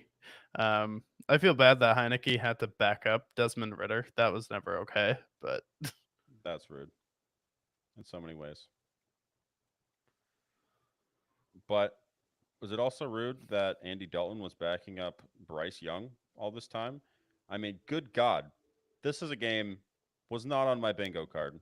Well, I knew that Andy Dalton was going to make the Panthers better because Bryce Young has not shown that to this point. But this guy went out there, threw for 3 touchdowns, 319 yards, QBR in the 120s. Chuba Hubbard ran all over this team. Deontay Johnson had a day. The Panthers, a team that we were a week ago talking about how they haven't had a lead since Brady was in the league. They went in there and they just absolutely smacked the Raiders in the face, stopped them defensively, just completely made them their bitch, basically. And Andy Dalton had a renaissance, the Red Rifle. Panthers take down the Raiders 36-22. Absolute slaughterhouse, basically. yeah, the history buff heard the history, disregarded the history, did not pick the Panthers to beat the Raiders, and it was cool that they were coming off the win versus the Baltimore Ravens, but they'd just been annihilated by the Chargers before that. But Andy Dalton coming into this game was 4-0 versus the Raiders in his career, and may that be with the Bengals. It was still a topic of discussion that was there. I didn't quite go out on a limb and pick the Panthers because that's just a tough thing to do, but we did talk about the history of that happen, and I was thinking about picking the Panthers, but you can't pick them. But the Raiders in this situation, I'm so confused what they're doing at this point. Is Antonio Pierce this massive grit coach? Is he the one who's coaching toughness in this team? Because you lose to the Chargers in week 1, and that's fine. Okay, the Chargers are probably better overall team offensively. They have their quarterback and run game figured out. Well, you don't have your running game figured out. You pretty much have to pass it every single time if you want to move it past the line of scrimmage. Just completely inept in the bottom of the league with the likes of the Chicago Bears. That's who you're in the conversation with as far as run game. And then you come back versus the Baltimore Ravens, but it was the similar situation where Garner Minshew came back with the Indianapolis Colts and the Raven against the Ravens, 10-point deficit in almost the same deja vu fashion in that game. And then you go from beating the Ravens to losing to the worst team in the league. And I was talking about, is there a way that the Panthers can move off of your worst top 5? And you're like, nope, they're probably going to be there for the rest of the season, even though you do claim to be a man of love. But Andy Dalton comes out onto the field and obliterates any stats that Bryce Young thought were NFL stats. He's like, no, this is how you play quarterback. And it seems like at this point in the NFL, some of these veteran quarterbacks who have just been sitting on the bench just come in and they're like, yeah, I'm just going to show these kids how we used to do it back in my day with this new soft NFL. And then Andy Dalton just has a day with Deontay Johnson going completely nuclear, Adam Thielen having a nice game, and then the Panthers figuring out a run game here, and then the Raiders not being able to move the ball against the defense without Brian Burns and Frankie Louvu. Like, you couldn't do anything at all. You got manhandled by the worst team in the league. I get any given Sunday is always the quote, but any given Sunday with exception, typically. But now, if you're the Raiders, you don't deserve to make the playoffs anymore. I'm sorry, you don't. You lost to the Panthers. No, you're vanquished from this. And I'm actually going back and looking at when, like, they didn't have a lead since when Tom Brady was in the league 2 years ago. This is a team that is the 2000s Cleveland Browns. They are the most pathetic franchise in all of the NFL. Like, this is a team we have gone to town against for the last 2 years, doing our worst top fives, being pinned as the number one most pathetic team. And we'll find out at the end of the show whether or not they are still on the worst top five list. I am a man of love, so who knows? But Andy Dalton, I think, is the story of this game, though, because I'm going all the way back to how many games it's been since Bryce Young has accumulated 3 touchdowns, never mind threw it all in one game. And I have to go back all the way to week 12. If you go from week 12 on, so week 12, 13, all the way to 18, in the first 2 weeks of the NFL season, that is when we can finally show that Bryce Young has thrown 3 touchdowns in the span of 7 games. No, 9 games. He did it all in one game. He threw more passing yards in one game than Bryce Young threw in the first 2 games combined. You want to talk about a quarterback killer. I think if you're questioning your quarterback and whether or not they are the problem, just install Andy Dalton and figure out whether or not he's the problem or not. Because everywhere that he's gone since he left the great city of Cincinnati, Ohio, he's gone somewhere. Low expectations. He steps in and he balls more often than not, more than the starting quarterback. Dare I go through his history? Go through it. Dare I do it? Okay. Go through it all. So the Red Rifle, he left Cincinnati after a pretty abysmal 2019 season where they're 2-11. They say, get lost, buddy. Pack your bags. So the very next season, he signs as a backup to go to the great city of Dallas, Texas, to be the Dallas Cowboys backup for the great Dak Prescott. And then after 5 games, Dak Prescott gets hurt, out for the season. They expect nothing at all. This guy steps in, 14 touchdowns, 8 picks, wins, and QBR of 87. Andy Dalton does Andy Dalton things, essentially. And then I think he ends up getting hurt ultimately. But steps in, has pretty good stats overall. Not quite to Dak's level, but still played very well for them. And they were still in contention, despite the fact that they lost their franchise quarterback. Then we go to the next season. Dallas Cowboys move on from him. He goes to Chicago to back up Justin Fields, guy we just talked about earlier. And there was this whole controversy with Matt Nagy. Who should he start? He was starting Andy Dalton over Justin Fields, and there was a big controversy. Andy Dalton goes in there, and he fucking balls with him here. Justin Fields did not look impressive. In fact, in 6 games, Andy Dalton threw more touchdowns and less interceptions than Justin Fields did in 10 games. Justin Fields threw 7 touchdowns. Andy Dalton threw 8. And he also threw more passing yards as well. He goes in there. People start to question Justin Fields, whether or not he's the guy or not. Then he goes to New Orleans. Same thing happens. They have Jameis Winston at first, somebody that people thought could have been an MVP candidate potentially. And then he gets hurt. Andy Dalton steps in. He balls, 18 touchdowns, 9 picks, 95 QBR. Plays actually pretty good. They were in contention for the playoffs at one point. And then the last 2 years in Carolina, every single time he stepped in for Bryce Young, they have looked way better with Andy Dalton as their quarterback. So basically, his career at this point, I don't know who we can compare him to necessarily, but you want to talk about the killer of quarterbacks. He killed Jameis Winston. He killed Dak Prescott. And now he's officially killed Bryce Young. Whether it be with injury or with just superior play. This guy, there's some voodoo magic with Andy Dalton. Yeah, it's the orange hair. I mean, obviously, redheads are cursed. We all know that. If you see a redhead in general, you're gonna get cursed. That's just how it works. And then Andy Dalton has gone to these teams and done it. And with the Panthers, I think at this point, you might as well. I think they're going to ride it out with him because Dave Canales is not concerned about the well being of Bryce Young at this point. He's not the one who took Bryce Young number one. Usually quarterback coaches when they arrive there want to find their own quarterback, and then if he can take that to David Tepper and be like, starting Andy Dalton will at least be able to sell tickets now because we'll be somewhat competitive and be able to give a team a problem on any given Sunday. We'll actually have a puncher's chance.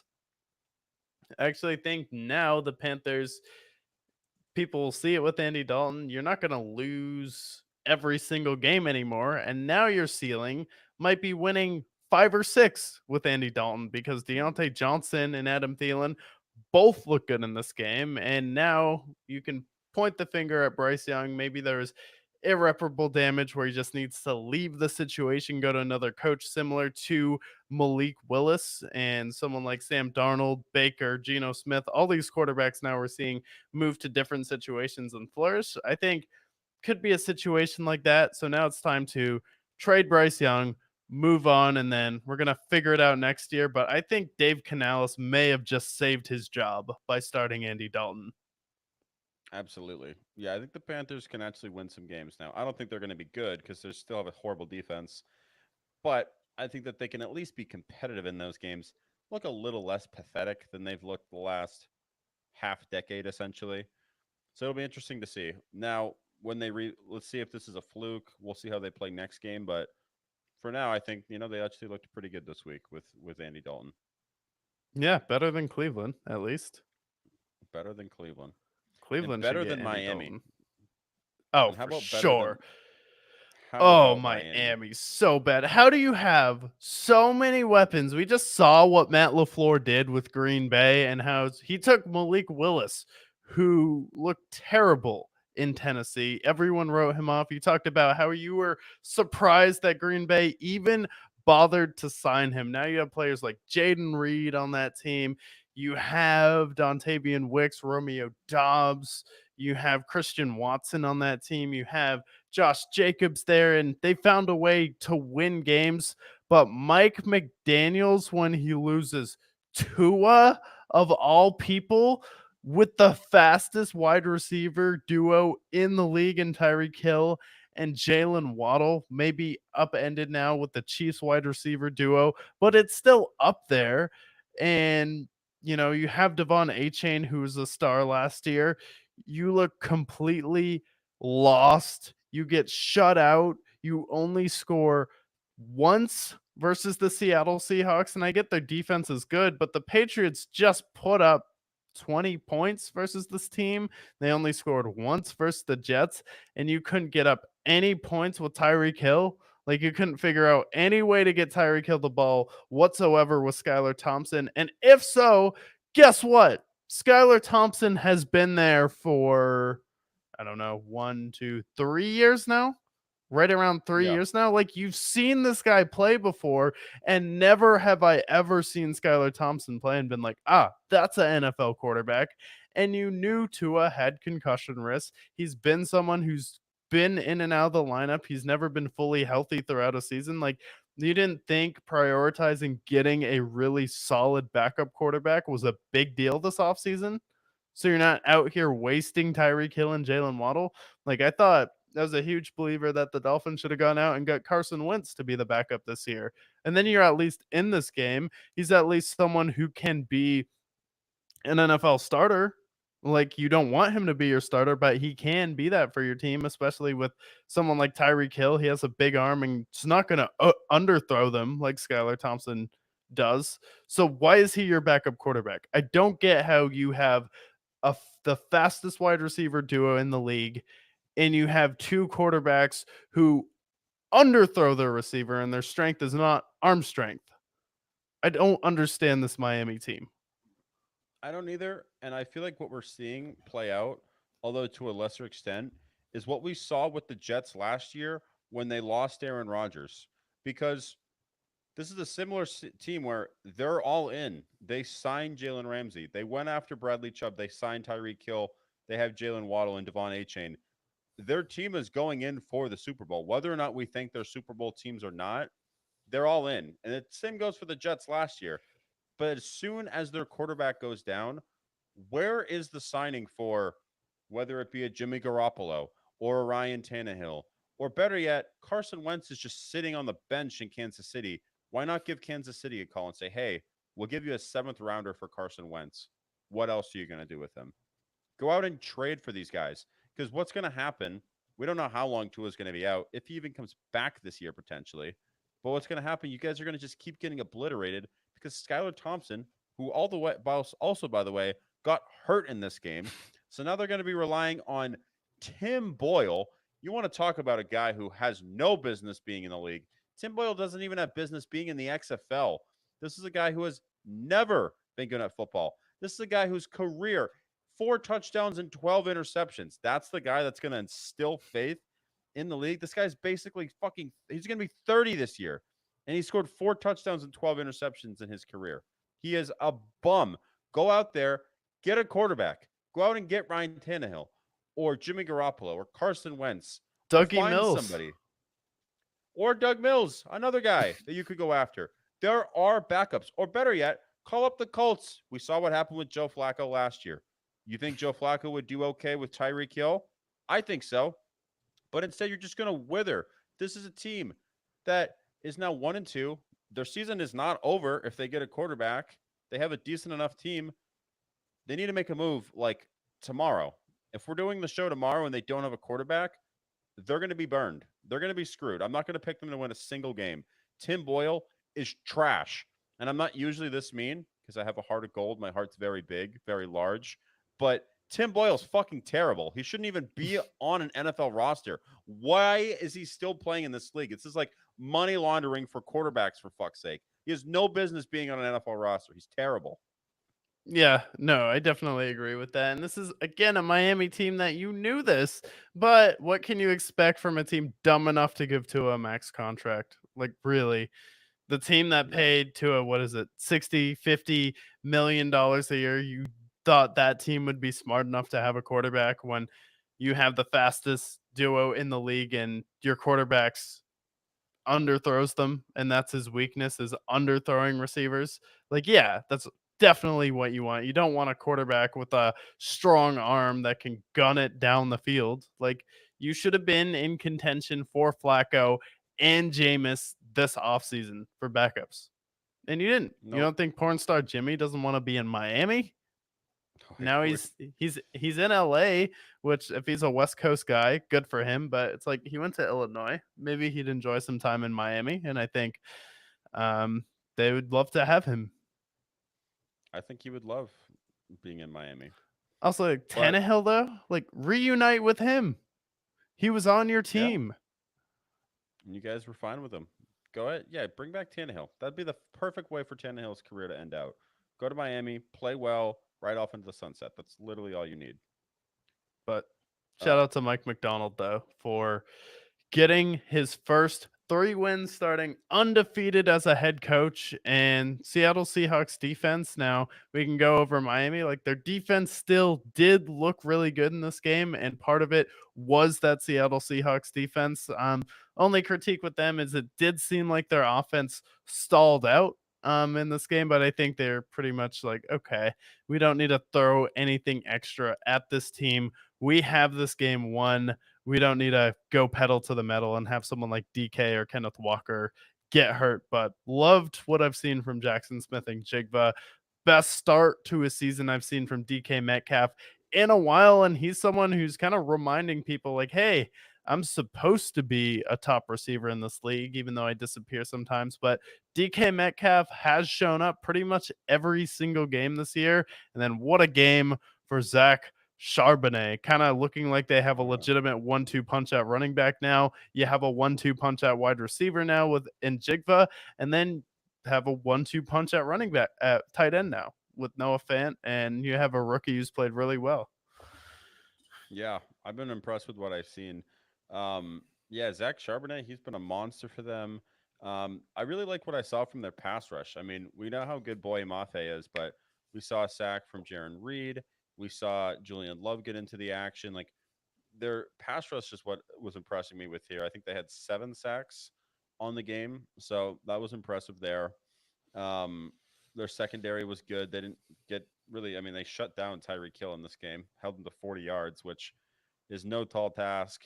And when Kenneth Walker gets back, you are going to have that two-headed monster there. I think Kenneth Walker will be the primary running back, but um, it's exciting to see. I think the Seahawks, especially with an NFC West where you have the Rams who have lost their two top receivers, the 49ers that are falling apart, and a Cardinals team that we don't know what the Cardinals are at this point. I don't think they're going to be anything legit. Then at that point, that opens the door for the Seahawks to potentially win the division this year. Because I think that division's wide open at this point. Yeah, it was definitely wide open, and I think just them staying steady, they could definitely win the division by going 11-6 this year. I think that's definitely doable in the West because the Cardinals, like they've shown flashes, but then you realize Kyler Murray misses wide open receivers to break the game open or win the game in Buffalo. He didn't, it wasn't for lack of opportunities versus the Detroit Lions. Feel like he missed them there, but overall, like, yeah, Geno Smith, probably the worst quarterback in the division, but overall, I feel like the Seahawks have a really young, dynamic team. You have weapons everywhere on offense, and your defense, again, with another good draft this year, could be top five with a defensive minded head coach. And it seems like that was the right move moving on from Pete Carroll. I mean, he did his time there, won you a Super Bowl. That's all you can ask from him, but fresh face. And I think the team is actually buying into what he's putting down. I've loved what I've seen. Yeah, he's been a legend of the game. I'm excited to see. A couple more games to go over. We have the Broncos destroying the Buccaneers. Did not expect this whatsoever. Bo Nix, 216 yards, 26-7 Broncos against the Bucks. This was a game that definitely surprised me to say the least. Yeah, this is like this game and the Panthers game gave me like cause to pause about both the Raiders and the Tampa Bay Buccaneers. I felt like the Broncos were due for a breakout game from Bo Nix because, I mean, believe it or not, he is older than Joe Burrow. So if there's any time for him to show that he's an NFL quarterback, it would be now and it would be in a hurry. But Bo Nix has showed potential in preseason and he showed potential in some games there. So he actually looked like a legitimate quarterback in this game. The Broncos defense was impressive, but this was honestly one of those games where the Tampa Bay Buccaneers showed up and they never really locked in at any point. It was one of those games, the game got out of their hands.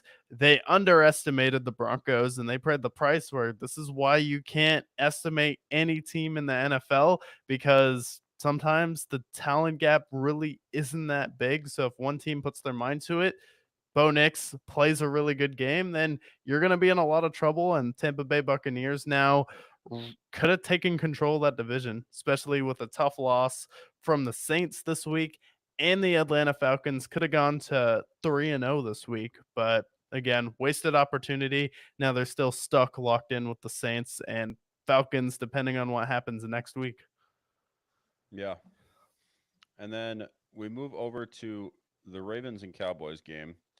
Um, this is a game that if you didn't watch the game and you just look at the scoreboard, you go, oh, good game between them. No, not at all. This game, the Ravens obliterated the Cowboys. Cowboys, same concerns that we had before, where they had nobody on the ground. Who would have thought that Rico Doyle wasn't your savior, or Zeke Elliott, who had 6 yards total on this game? This game, I mean, yeah, it's great that Dak Prescott can his stats in the fourth quarter, but good God, the Cowboys are so bad this year. They're so bad. Their running game's terrible. Their defense, what happened to their defense? Was their defense not a top defense last year? I mean, statistically, they were. What the hell? They didn't lose anybody. Yeah, they Why are did. they so bad? They They're lost Dan pathetic. Quinn. Yeah, I mean, you're right. They lost Dan Quinn. Like, Um, Dan Quinn was kind of the guy for that defense. In this game, when we talk about Dak Prescott and people are like, oh, look at his stats. Like, stats are like all that matters. Like, this is a prime example of it where your offense gets demolished. And I tried to warn people where we were going through and picking the Cowboys games, and I thought the Cowboys were going to be a lot worse. And I thought they had the potential to be really bad this year and potentially only win maybe 5 to 7 games this year. And this is exactly why, because Dak Prescott will not show up. And then right on cue in the fourth quarter, I knew this was going to happen. I'm like, oh, one good drive from the Cowboys. I'm like, Dak Prescott is about to pad his stats. It's going to be a one possession game. People will be like, see, it wasn't that bad. But the thing with the Ravens and why I picked them to win this game is the Ravens blow games, but the Cowboys also front run as well. And that's the only way they can win games, because it's not a comeback win. They also have to front run. But now, when you can't run the ball this year, like, this is why I didn't think the Cowboys would be good at all. I'm like, wait a minute, you don't have a run game and your offensive line is getting older each year, and you don't have a number 2 receiver. And Jake Ferguson's a nice tight end, but to not have a number 2 receiver and have a tight end that's a solid 4 for you as a receiving tight end, it's like, that's just not gonna get it done. And now Dan Quinn being gone is a huge deal. Like, if they lose another game this badly next week, if they lose to the Giants and it's not close, Mike McCarthy better be gone. Like, I feel like Mike McCarthy has 3 weeks. If he can't turn it around, he's gone, because Jerry Jones probably thought about firing him last year. I would hope they did with what happened with the Packers game. No, you want to know what Dak Prescott said after the interview for this game? He said that they were underprepared in that game. You don't think that's a giant red flag? The fact that your franchise quarterback, who you're paying $240 million to, is saying that you guys were underprepared, just completely running him over the bus, completely throwing him under the bus. Like, good God. Now for the Ravens. Derrick Henry. Introduce me here. Monster. I mean, absolute monster. To say that he is past his prime is complete phony. I mean, he was exceptional in this game. Stiff arming defenders. Lamar did Lamar things. Well, the Ravens going back to more of a running attack, which I feel like they were kind of absent with last year, but got it done when it mattered. They also almost blew this game, so still not overly confident in the Ravens, but the addition of Derrick Henry is very nice, and the Cowboys are pathetic. Best believe we'll be talking about them in a few minutes as well, for sure. Yeah, no, with the Um, Ravens, I was still scared because they almost blew this game. And I feel like the Ravens, doesn't it feel like at times they feel like they're really easy to stop in the fourth quarter? Like, when they have a yeah, lead, they play it super conservative. Lamar doesn't want to turn it over. Sometimes I feel like their offense is just really easy to stop at points, and it's easy to get a 3-and-out against them. Get the ball back if you have a really good defense, which is why I worry about them going up against the Steelers, where if they get a lead versus the Steelers, I just don't. I feel confident that the Steelers can get a couple stops, and they just haven't shown enough this season to convince me that this isn't the same Ravens team that looked completely clueless as the number 1 seed at home versus the Chiefs. yeah. No, you're right. What I don't understand is this is a team that has the Zay Flowers of the world, the Derrick Henrys, Lamar Jackson. It's not that he's a top 5 quarterback in the league, like, but at points their offense looks so bad. I mean, we saw it against the Chiefs. I understand that Chiefs were a good defense, but there's periods of time where the Ravens just look inept on offense, which makes no sense because the talent is there. They have a great offensive line. They have a top 5 quarterback. They have a top 5 running back at this point. But the Mhm. fourth quarter, where were they? They were nowhere to be found. And it wasn't that the Cowboys were stopping them, because the Cowboys couldn't do anything. They gave up like 300 yards on the ground. So it wasn't that. So I don't know what was going on. Ravens, congrats that they weren't 0-3, but still not an impressive win, I would say. Yeah. Also, how are Um, you not prepared though? You come out and then you're just like, "Oh yeah, we weren't prepared." Like, what are you talking about? The Ravens were a top 4 team in the NFL last year, and you're not prepared at home for Lamar Jackson and Derrick Henry? How? Like, how does that happen? And we yeah, know that's how not it correct. happens because we said Mike McCarthy has to be gone last year. But again, this is what happens when you bring back a coach who shouldn't have been there to begin with. No one wanted him to be the Cowboys head coach. No, we never liked it at all. That was I never liked the hire, and it hasn't panned out for them at all. They've been front runners every year. They haven't done shit in the playoffs. And now I think they're just going to be a genuinely bad team at this point. I don't think they're going to be very competitive moving forward. But nonetheless, we move on to another one of our games. We have the Rams and 49ers game. We talked, well, actually, we already talked about this game. We'll move on to the next game. Um, Chiefs and Falcons on Sunday night football. Chiefs get the win. We saw Patrick Mahomes 217 yards, 2 touchdowns. We saw the premiere of Carson Steele, new favorite player in the league for me personally. Dude was so sick. Rashee Rice showing to be a valid replacement for Tyreek Hill potentially. And then they got it done. Their defense played well. And the Falcons just, you know, not a whole lot of crazy stuff to talk about except for Rashee Rice and Carson Steele. I feel like those were the highlights for me. Yeah, the highlights for this game for me was like, oh yeah, I could see how people think the refs are a member of the Kansas City Chiefs because I didn't realize that you could tackle someone in the end zone before they got the ball on the goal line. And that was just okay because I didn't realize, oh yeah, if Kyle Pitts goes up to get a catch, let me grab him without looking back before the ball, before it even hits him. Okay, if the ball hits him, then you can tackle him. But that was near murder committed in the end zone.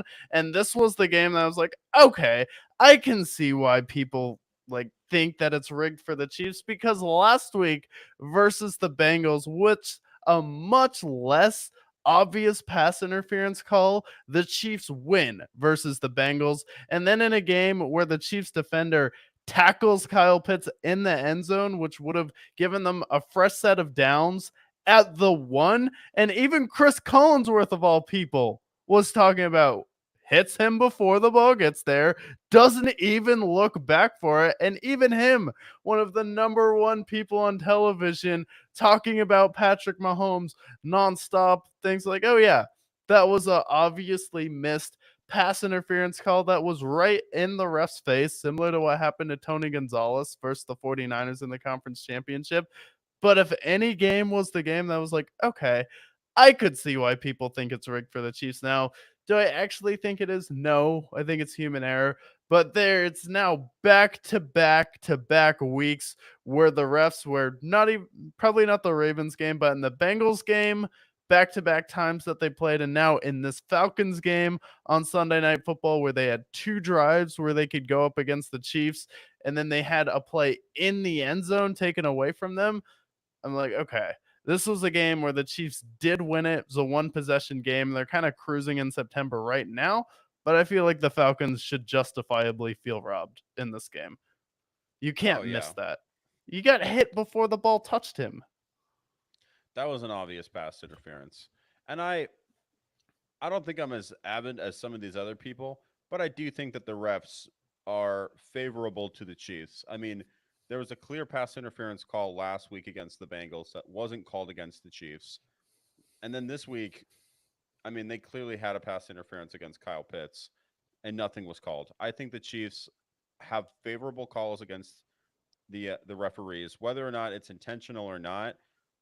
They are the referees' friends, it seems like. And people said the same thing about the Patriots, but I feel like the Patriots were more disciplined, whereas the Chiefs, there are some just egregiously missed calls, Yeah. especially the more we get involved with the NFL and the gambling um, industry and the more they become in cahoots with each other, the more it becomes more suspicious. And I wanted to see Kirk Cousins march down the field and have a clutch prime time drive for the second week in a row.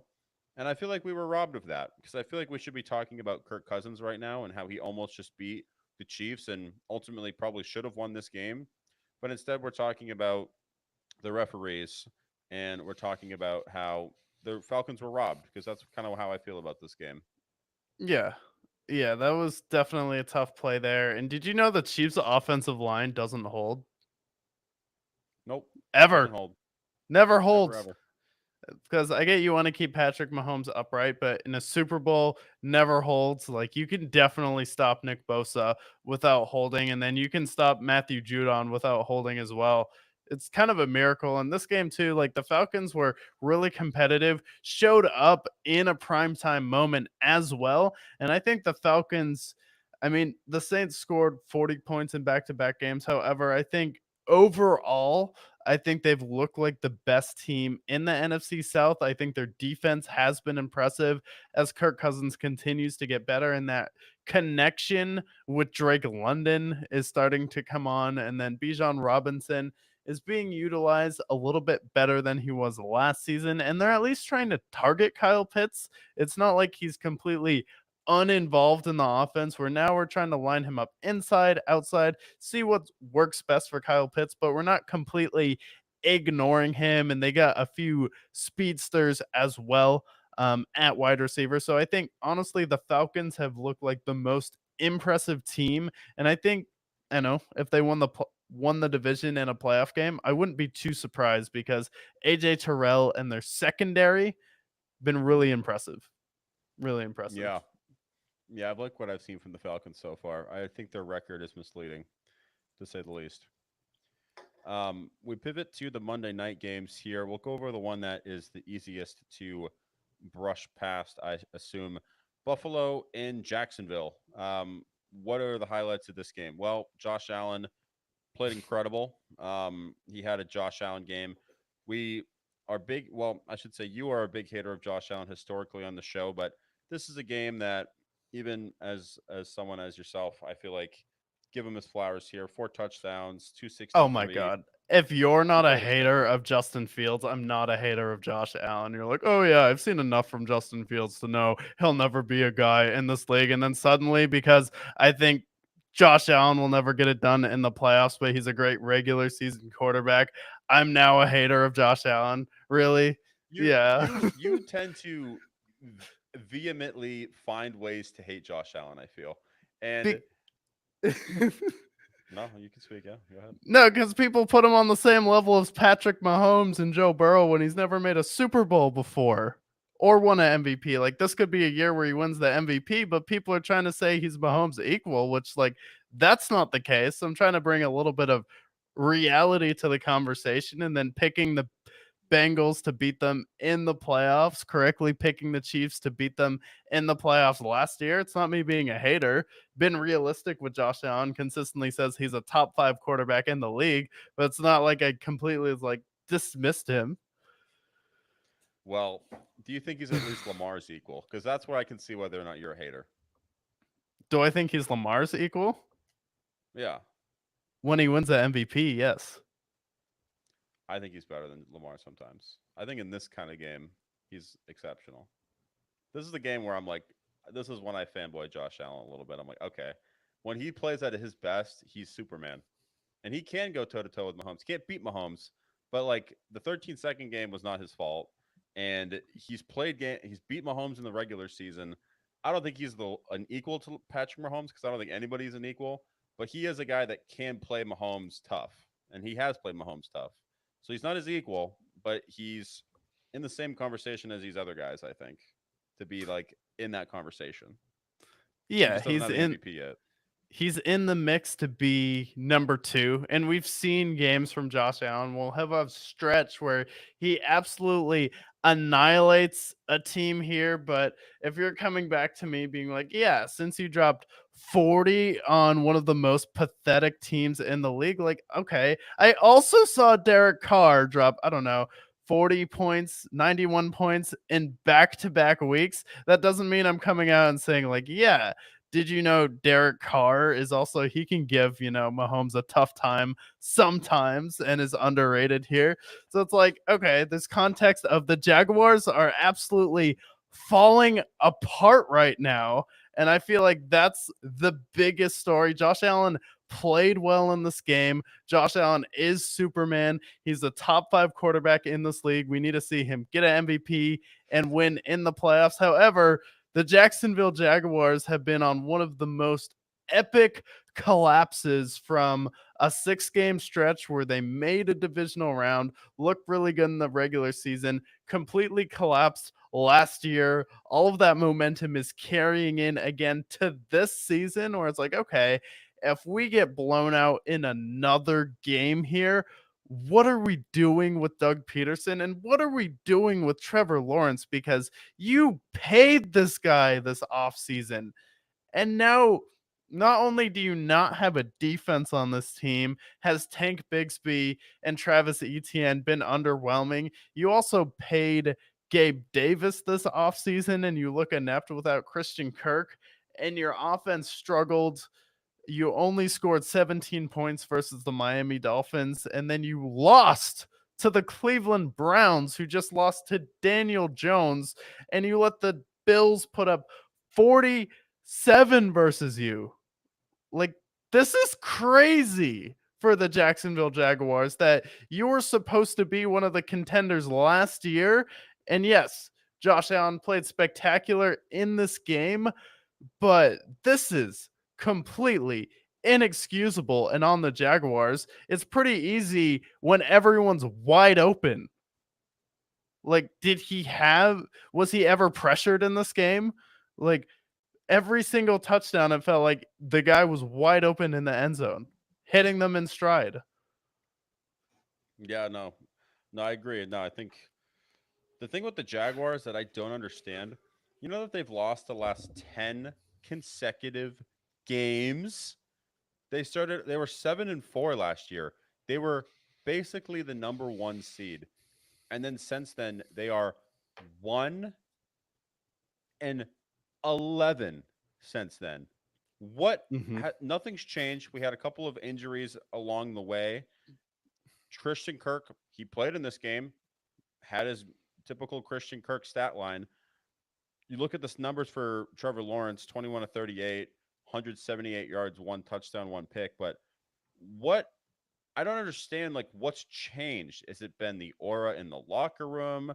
Their defense was never expected to be good, so I'm not surprised that their defense sucks because, quite honestly, you look at their defense, you're like, oh, that defense fucking sucks.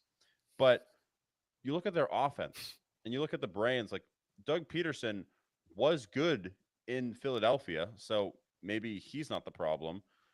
And Trevor Lawrence has like a 6-game stretch for the reason why nobody's calling him a bust. But at this point, how do you lose 10 consecutive games right now with this roster with the Jags and not question Trevor Lawrence whether or not he was supposed to be this prince that was promised? He was supposed to be the guy that was going to be the next Andrew Luck. And he, at this point, is really starting to look like a bust or at least a disappointment. I don't know whether or not he needs to leave Jacksonville. I don't know whether or not it's the coach. Maybe it is Doug Peterson. He didn't look that great the last few years in Philly, but there's something wrong in Jacksonville. They are pathetic at this point, and they don't have an excuse to be this bad. They don't have Urban Meyer in the locker room anymore, playing finger gun with a local woman in Ohio. They genuinely have no reason to suck. They have a good running back on paper. They have a good quarterback on paper, and they have decent enough weapons on paper, but yet they still suck so bad. So at this point, like, how many games do you lose before you start to think about firing Doug Peterson, trading Trevor Lawrence, whatever it might be? They got to do something because 10 straight losses, that's absurd. Yeah. And does Trevor get benched for Mac Jones at some point? Like, that's a possibility. That's a real thing. That's It could insane. I gotta look happen. at this contract. I want to look at this contract now. Goddamn, because this contract sets in this year. I think Yeah. How much he's getting. guaranteed money did that guy rob them of? Let's Congrats look. to him, 200 but million. $200 million. He's yeah, he's good. guaranteed. Is it? People always question how much Trevor cared about football, but when you get $200 million guaranteed, cannot blame him for checking out. If he's not someone who's super into football, kind of just treats it like a 9 to 5 job. Okay. Yeah, his contract doesn't even set in until 2027. It looks like, or at least that's Like, when he starts to get really paid. Yeah, we because it's said don't backloaded. pay him before this season. Imagine you watch this season now where you have a chance to be 4-13. Yeah. Well, look at this too. If they were to if they were to cut him, let's say they did it. At this point, ever since the Russell Wilson thing, I think about how much dead money do they have after this year. If they cut losses with him, looking at $133 million in dead cap that they would have to burden themselves with. Because Jacksonville, if you look at the history of Jacksonville, they're really stupid. We always talk about Urban Meyerville. We always talk about Shad Khan being arguably the worst owner in the sport. This is one of those things. They keep shooting themselves in the foot. They keep being stupid. So let them be stupid, let them suffer, and Trevor, maybe he'll go somewhere else and not completely suck, but right now, he fucking sucks Yeah. at And that point. this can't be like a ooh, first 3 games. Like, no, you've lost 11 straight and haven't there hasn't even been a glimmer of hope in any of these games. You went from 20 in week 1 to 18 to 10. What's next? 7, 3, 2. What's next? Like, are they just going to Yeah. keep not scoring points? I don't understand. Um, so yeah, the Jags are pathetic. Josh Allen is Superman. Marcus is not a hater of Josh Allen, If you're not although a he hater he's of Justin Fields, you can't label me a hater of Josh Allen. You can't suddenly be like, "Oh, well, I've been very truthful about Justin Fields, but you're a hater of Josh uh, Allen." That was the you're moment the like, "Okay, I'm not a hater." I've been You, truthful. Well, I think honestly, it's more or less the comment section that's labeled you a hater of Josh Allen. 'Cause they're all Um, sensitive. They think he's it's Patrick Buffalo Bills Mahomes. fans. Bills fans He's are not Patrick Mahomes. sensitive. He's top five though. He's Superman. Who Yeah, also he's looks top to be 5. Superman though? Last game of the week to go over: Commanders and Bengals. Jaden Daniels. He's looking really good. 2 touchdowns in this game, 250. Had a bomb to Terry McLaurin, and upset the Bengals, who now fall to 0-3. Early sightings for me here. Jaden Daniels looks like he might be.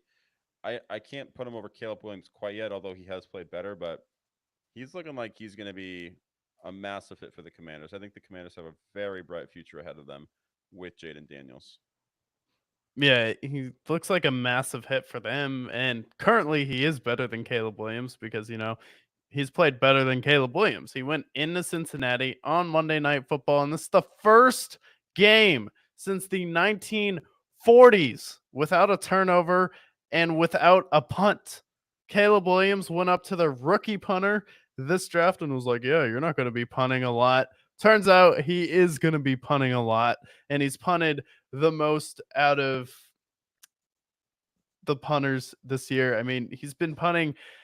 I mean, they say he punts more than anyone else. That's what they say. That's what I hear at least. And then Jaden Daniels, punter, literally did not punt. The Bengals, I get, had injuries on their defense. The difference in this game was there's 2 drives where the Bengals had to settle for field goals, and there was only 1 drive that the Commanders had to settle for a field goal, but they got everything that they wanted in this game. And then also, Terry McLaurin is finally getting his time to shine with a legitimate quarterback. That touchdown that he had to ice the game was absolutely ridiculous. He hit his foot down, got his knee down, was able to stay in bounds. Jaden Daniels now resurrecting Zach Ertz's career. Zach Ertz looking like an absolute factor in this game. No Austin Eckler, no problem.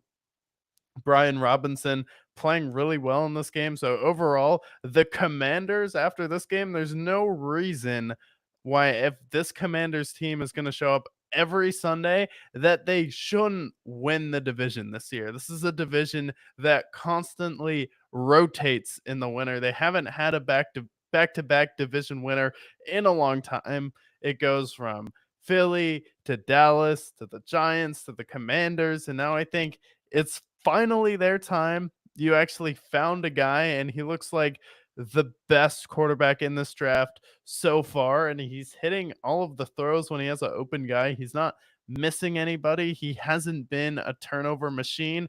And he's also sliding, and when he runs, it's not like he's running just to run. It's typically to either get a touchdown or pick up a third down. So he's been pretty smart with it.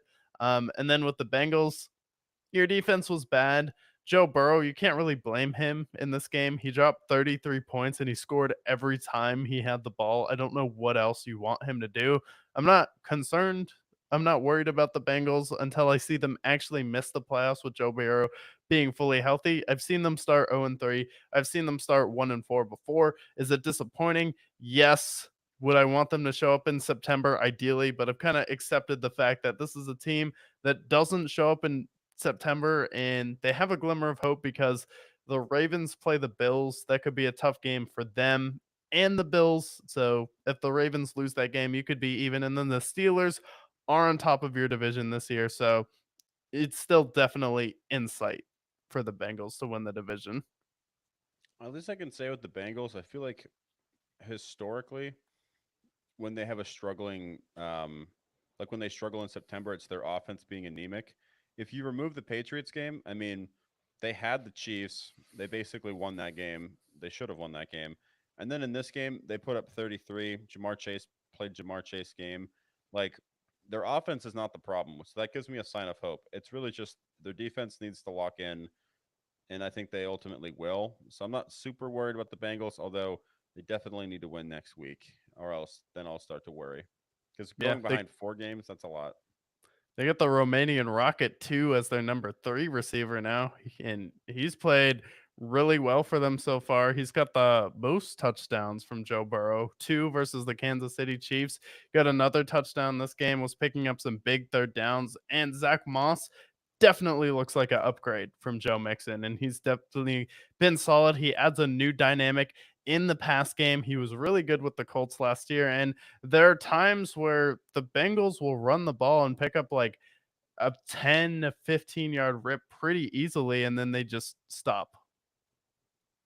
Like, I get Yeah. you're coming back in this game, but you definitely could have kept the ball away from the Commanders a little bit more and maybe tried to at least ice their red hot offense. Yeah, you would think, right? But they let us down in this one. Um, Are you so that is all the games that we've covered for week 3 of the NFL. And we will be able to cover the games tomorrow when we do the preview for week 4. One last thing that I want to end off with is the moment we've all hate? been waiting for. Who is the worst top 5 teams according to the Brickyard? Where are the documents? Where are they? We must find the documents. Oh, we got the documents right there. Good to hear. Well, I have for myself the worst top 5, and I actually have an honorable mention who deserves to be mentioned as well as we go over the worst top 5s. Honorable mention is going to go to the Cleveland Browns because your quarterback is a rapist. That is all. So you will be mentioned because of the fact that your quarterback is a rapist. All right. So now we go to the worst top 5. And there's a couple of teams who I have decided to grow a heart with. The Giants, you will not be on this list this week. You got to win against Wow. the Cleveland Browns, who are an honorable mention worst top team, but you get a break this week because you didn't look that bad. Another team that you're not going to see on this list because my heart grew 3 sizes that day. That's right. You're not going to see the Carolina Panthers. Panthers on this list. Good Lord. Andy Good job. Dalton, you have saved the Panthers from the worst top 5 teams according to the Brickyard. Congratulations. Now stay off this list because I'm tired of talking about you. So now is this just the Panthers with Andy Dalton specifically starting, and then as soon as he's not, Yes. right back to number 1? Unless if you give me a reason to be on the bottom 5, you are not on the bottom 5 until you have earned your way back. Well, let's start with number 5. This is a team, not much of a hot take. We didn't expect them to be good going into the season. Played competitively the first 2 weeks, but came back down to earth on Thursday night. I have the Patriots at number 5. Back to the bottom you go. 100 yards of passing per game so far this year. Running game does not look spectacular. Ramondre Stevenson had 0.3 fantasy points. That's not great for the fools that drafted that man. Patriots offense looked anemic again. Receivers, everyone was hyping up Jalen Polk and Javon Baker. Where were they? Didn't see him anywhere in that game. Now it's the rush for Drake May. I don't think he's going to be your savior either. So we have the Patriots there. Number 4, I'm going to put the Jacksonville Jaguars because you have lost 11 consecutive games. You have the prince that was promised in Trevor Lawrence, yet his numbers compared to Daniel Jones. How strange. He has lost more games in a row than the Carolina Panthers. That's correct. The Carolina Panthers have won a game more recently than Trevor Lawrence. That alone should be enough to pause. In fact, Bryce Young, the guy who is considered a big draft bust in NFL history, he's won a game more recently than Trevor Lawrence. It's an enigma. What happened to the Jags? We don't know. Luckily for them, they can move on next year. Oh, wait, no, they can't because they just paid him this offseason $200 million. That was devious, Trevor. I don't think they deserved that. Number 3, I have the Tennessee Titans. Tennessee Titans, what an absolute fireworks show it is watching this team play each and every week. Right now, they have the 5th worst points per game. They have the worst turnover differential. Who would have thought that one? Will Levis has 8 turnovers in 3 games. He's 3-9 as a starter. He is on pace for 85 sacks. Will Levis, he is projected to get killed this season, and the Titans' offense is anemic. Tony Pollard, you just paid. Tony Pollard didn't play very well this week, did he? Calvin Ridley, he looks like he is coming out of a nursing home each and every week, along with DeAndre Hopkins. He played well this week, but Titans' offense, it's surrounded by a bunch of old receivers. Tony Pollard, who is a average running back, and Will Levis, who is the white Jameis Winston. Number 2, the Dolphins. You know, they're the only team in the NFL this year who have not held a lead at any point during the season. That's right. The Panthers, the Browns, the Patriots, the list goes on. They've had a lead at some point this year. The Dolphins, The Jaguars, with Tyreek Hill and Jalen Waddle and all these other teams. Nope. The Dolphins have not had a single game. But luckily, the light should be right for them. Oh, wait, no, it won't be, because Tua had his 973rd concussion this season. He might never play football again. At least I have Skylar Thompson. Oh, wait, no, he's hurt too. So now they have Tim Boyle, whose touchdown-interception ratio is a third of a touchdown. That's right, 4 touchdowns and 12 interceptions in his career. Why he has a job, I don't know. Maybe he has dirt on Diddy or something. I'm not entirely sure. They also have scored 11 points per game this year, which is the worst in the NFL. Worse than the Diddy Watson-led Browns. Worse than the Patriots. Worse than Mayonnaise Boy. But no team is nearly as pathetic as the number 1 team. The number 1 worst team, according to the Brickyard podcast, Documents Unfolded, is the Dallas Cowboys. That's right. Go. The Dallas Cowboys have made it onto this list. Are they worse than some of these other teams? Are they worse running the football, points per game, whatever it might be? No, but they are the most pathetic for many reasons. First of all, you face the Ravens. The Ravens absolutely dominate you for 3 quarters. And then when the game is over and you guys inevitably lose, Dak Prescott blames on a lack of preparation. What did we say all offseason? Hey, Cowboys, we have Bill Belichick and Mike Vrabel available. Why don't you fire the guy that just absolutely embarrassed himself in front of his former team, the Packers? Nope. We're going to stick with Mike McCarthy because he's given us a lot of hope and optimism with our 0 playoff wins with Mike McCarthy. Dak Prescott, the guy that they paid $240 million to a few weeks ago. He is on pace for 23 touchdowns, 11 picks, a QBR of 85. Each touchdown that Dak Prescott throws cost the Cowboys $2.6 million. CeeDee Lamb is on pace for 5 touchdowns this year, costing a touchdown $7 million this upcoming year. But Mike McCarthy, what worries me the most about the Cowboys is everywhere Mike McCarthy goes, he leaves a bloody trail on the way out. The Packers were 6-9-1 his last season with the Packers. When he was an offensive coordinator for the 49ers, they finished 4-12. The Saints, offensive coordinator. They were 8-8 after going 13-3 the year before. The Chiefs offensive coordinator. They were 13-3 the last year that he was with them. They were 7-9. So when he crashes, he burns. And that is what we are going to see for the Dallas Cowboys this season. They have the third worst rushing attack behind the Zamir White led Raiders and the DeAndre Swift led Bears. They have the third worst rushing attack.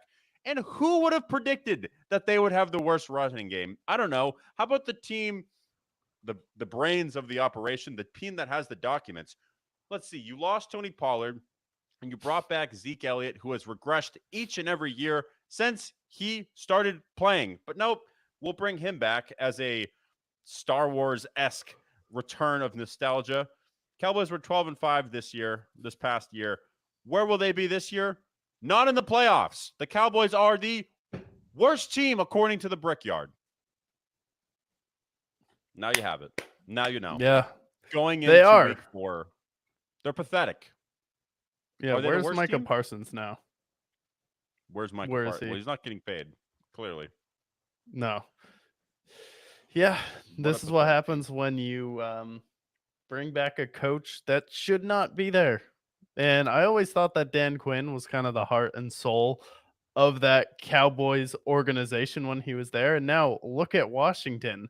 Look how inspired they are. Frankie Louvu leading the team in tackles. And yes, it's kind of crazy how you can have a backwards hat and be a coach in the NFL and lead your team to victories. Crazy how that works. But without Dan Quinn, this team looks completely lost. And that lineup of seasons of Mike McCarthy, it sounds like he was the Kellen Moore before Kellen Moore. Yeah. Everywhere he's gone, he leaves a bloody trail. So the Cowboys Rem- were 12-5 last year. What do you see them as this year now? I think they're going to 5 go and like 12. 6-11, 5-12. They're going to be bad. I said this year I wouldn't be surprised if they were 6 and 11. Like honestly, like I don't think that's unrealistic for a team that does not have a running game, brought back a coach that shouldn't be on the team at this point, and then their offensive line is getting older. You lose your defensive coordinator. That's going to take some time to rebuild. And now Giants are a little bit better. Philadelphia is still even with you at this point, and now Washington may be the best team in that division with Terry McLaurin finally getting a chance to do what he does. It's Jaden Daniels' first year in the NFL, so that's going to be the toughest year to stop him until you get some more tape. And then the running game has been good as well. So I think it's Yeah, the Cowboys are screwed. nothing but trouble for the Cowboys. They're doomed. But we preview week 4 next week, starting tomorrow. So make sure you guys run it back on the live tomorrow as we preview week 4, going over all the spreads, the latest news, and anything we might have missed in this episode um, moving forward. Yeah, but most But importantly, stay brick. they brick. There we go.